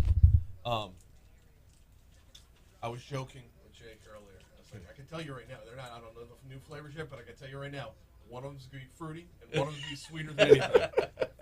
I believe the term I used was diabetes in a cup. Put the press release out there ahead for you. And sure enough, here we are. Well, this one came out. It's been March, I guess. Okay. So bring it. So let me bring it out. Peachy peach base with peaches in it. We had peaches homemade. We traded in for that because people were like peanut really butter. It's peachy. It is. So if you like peach, you'll like it. If you don't like peach, you're not gonna like it. Okay. But this one, peanut butter cups and cookie dough. Oh man, it's very decadent. 8:53, Talk 107.3 FM, WBRP. One segment to go here on Mornings with Brian Haldane. Been looking forward to this since I was first told last week y'all were coming on this week. Time to welcome back Brent and Paul from Bluebell. Every year about this time, the new flavors for summer come out. And guys, welcome aboard. How are you? Thank you. Good morning. Glad to have y'all back again this morning. Brent, let's get you a little bit more closer up on there. That's every year about this time, the new flavors come out, and I was initiating young Jake over here, letting him know what to expect. And I said, I guarantee you, one of them is going to be tart, refreshing, or fruity, and the other is just going to be so overtly sweet you're not going to be able to handle it. Like, whether it be there will either be the word overload somewhere in there, or you're going to try and stuff 50 cookies into one ice cream. Yeah. One way or another, that's what we're going to be getting. And sure enough, you'll come in here and, walk us through. What have we got today? We got to cover all our bases and you hit a variety of consumers. The first one there's Peachy Peach. It is just a peach ice cream with sweetened peaches in it, and very refreshing. It has a nice spring, summery taste. I was telling somebody earlier, it makes a good milkshake. Just blend it up a little milk in there in your blender, makes it really sweet and perfect. That is such an underrated flavor. Yeah. It's very good. Do y'all like peach? Well, yeah, you do have to like peach. Yes. I will say that right out the blocks. If you don't like peach, this one's not for you. If you do like peach, I'm all in on this. It hits you right up front. Yes. And you mentioned refreshing. That's the first thing I got from it. As soon as you taste the peach, though, it is light, it is springy, and very, very refreshing over here. I'm going to hold it up for the YouTube audience to catch the color on this as well. Very good stuff. All right, now what have we got for the sweetened sweetness? Our newest flavor, like you said, it's got overload in it. Chocolate peanut butter overload. Milk chocolate ice cream loaded with chocolate peanut butter cups and peanut butter cookie dough pieces. Told you they were going to stuff a cookie in there somewhere. I knew it. I knew this one was coming. And that one tastes best when it's softened a little bit because the cookie dough gets real gooey in there. What? And so it's right now it's perfect. Yeah, there's a little bit of melty around it. Yes. So my favorite part about no matter what the Bluebell flavor, my favorite part is drinking what melted after the fact. That is like the best part of all Bluebell flavors. All right, so I think I've got a little bit. Yeah, piece of cookie bit. on it. There you go. Yeah, the mix. I mean, who doesn't like chocolate? Chocolate and peanut butter is the natural. Good if you like peanut butter. Absolutely, and 100%. Milk chocolate. Yeah, the combination of peanut butter and chocolate has worked for many, many years. Okay, this is a perfect pairing as well. The milk chocolate, not very biting like you would get from a darker chocolate or whatever. Very, very smooth, allowing the peanut butter to be peanut butter. It's so good. Yeah. I just spent a whole segment saying, stop telling food bloggers to say so good. But that's the first thing that comes to my mind is when you bite into it, you get both of them at the same time. You get equal parts peanut butter and chocolate at the exact same time. And this one, not as heavy as I would have thought. You tell me chocolate peanut butter overload. When you mentioned, where was the description here? Milk chocolate ice cream loaded with chocolate-coated peanut butter cups and peanut butter cookie dough pieces. I'm thinking that's going to be heavy. That's actually a lot lighter than I would have imagined. Yeah, and we try to find the right mix of stuff so you don't. It says overload, but you don't want to overload where all you do is just taste cookie dough. So you want the ice cream to stand out each individual part as it comes together. Yeah, and it does exactly that. So these are the two new flavors. What rolled off this year? Did anything? Did we lose out on anything from last year? Rolled off. Well, Peachy Peach kind of replaced our peaches and homemade vanilla that we've had in the past. And so, kind of bring that out. Flavors come and go. We go look at the numbers usually, and we always want to bring out 4 or 5 new flavors a year, kind of keep it fresh. And the standards, your homemade vanillas and cookies and cream, they're going to be your lead ones. But always good to have something new in the mix and trade it out.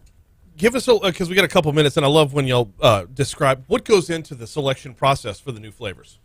Well, it comes from all different, all of our branches, all of our personnel have ideas, and we'll submit it. And it actually takes at least a year to come up with it. One, you got to look at what the ingredients are. Then you got to start thinking about names and whether you're, conflicting with something else that may be out there.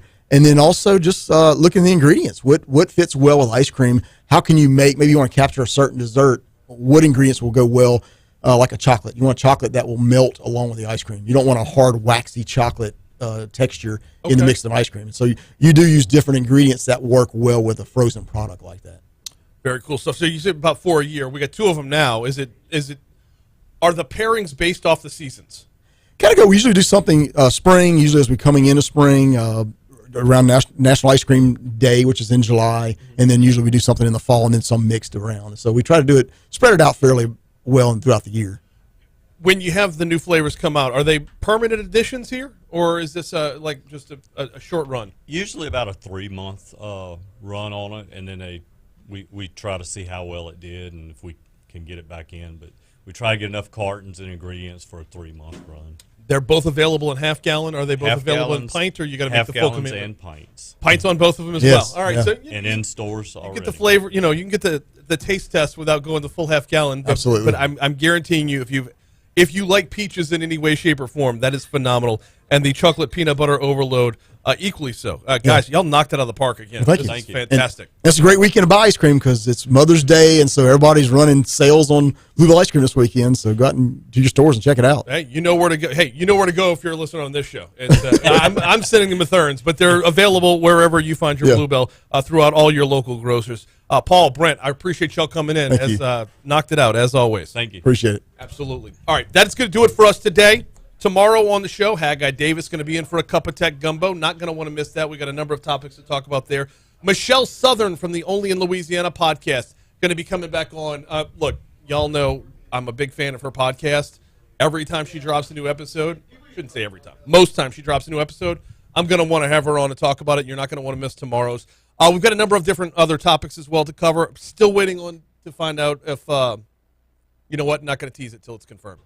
Fox News Rundown's coming your way next. Be followed by Brian Kilmeade, then Dave Ramsey, and then, of course, live from Government Taco, Jay Ducote and Chuck P. going to come in your way this afternoon from 4 to 6. Celebrate your Cinco de Mayo out at Government Taco. That's going to do it for us. We'll see you tomorrow.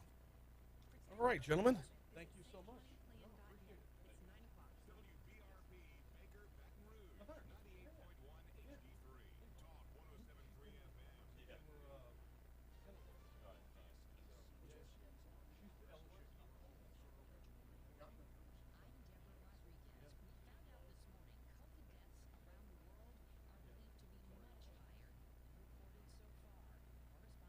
Oh, YouTube. We'll see y'all tomorrow. I'm sorry. I thought we were already gone. We'll see y'all tomorrow, YouTube. Later.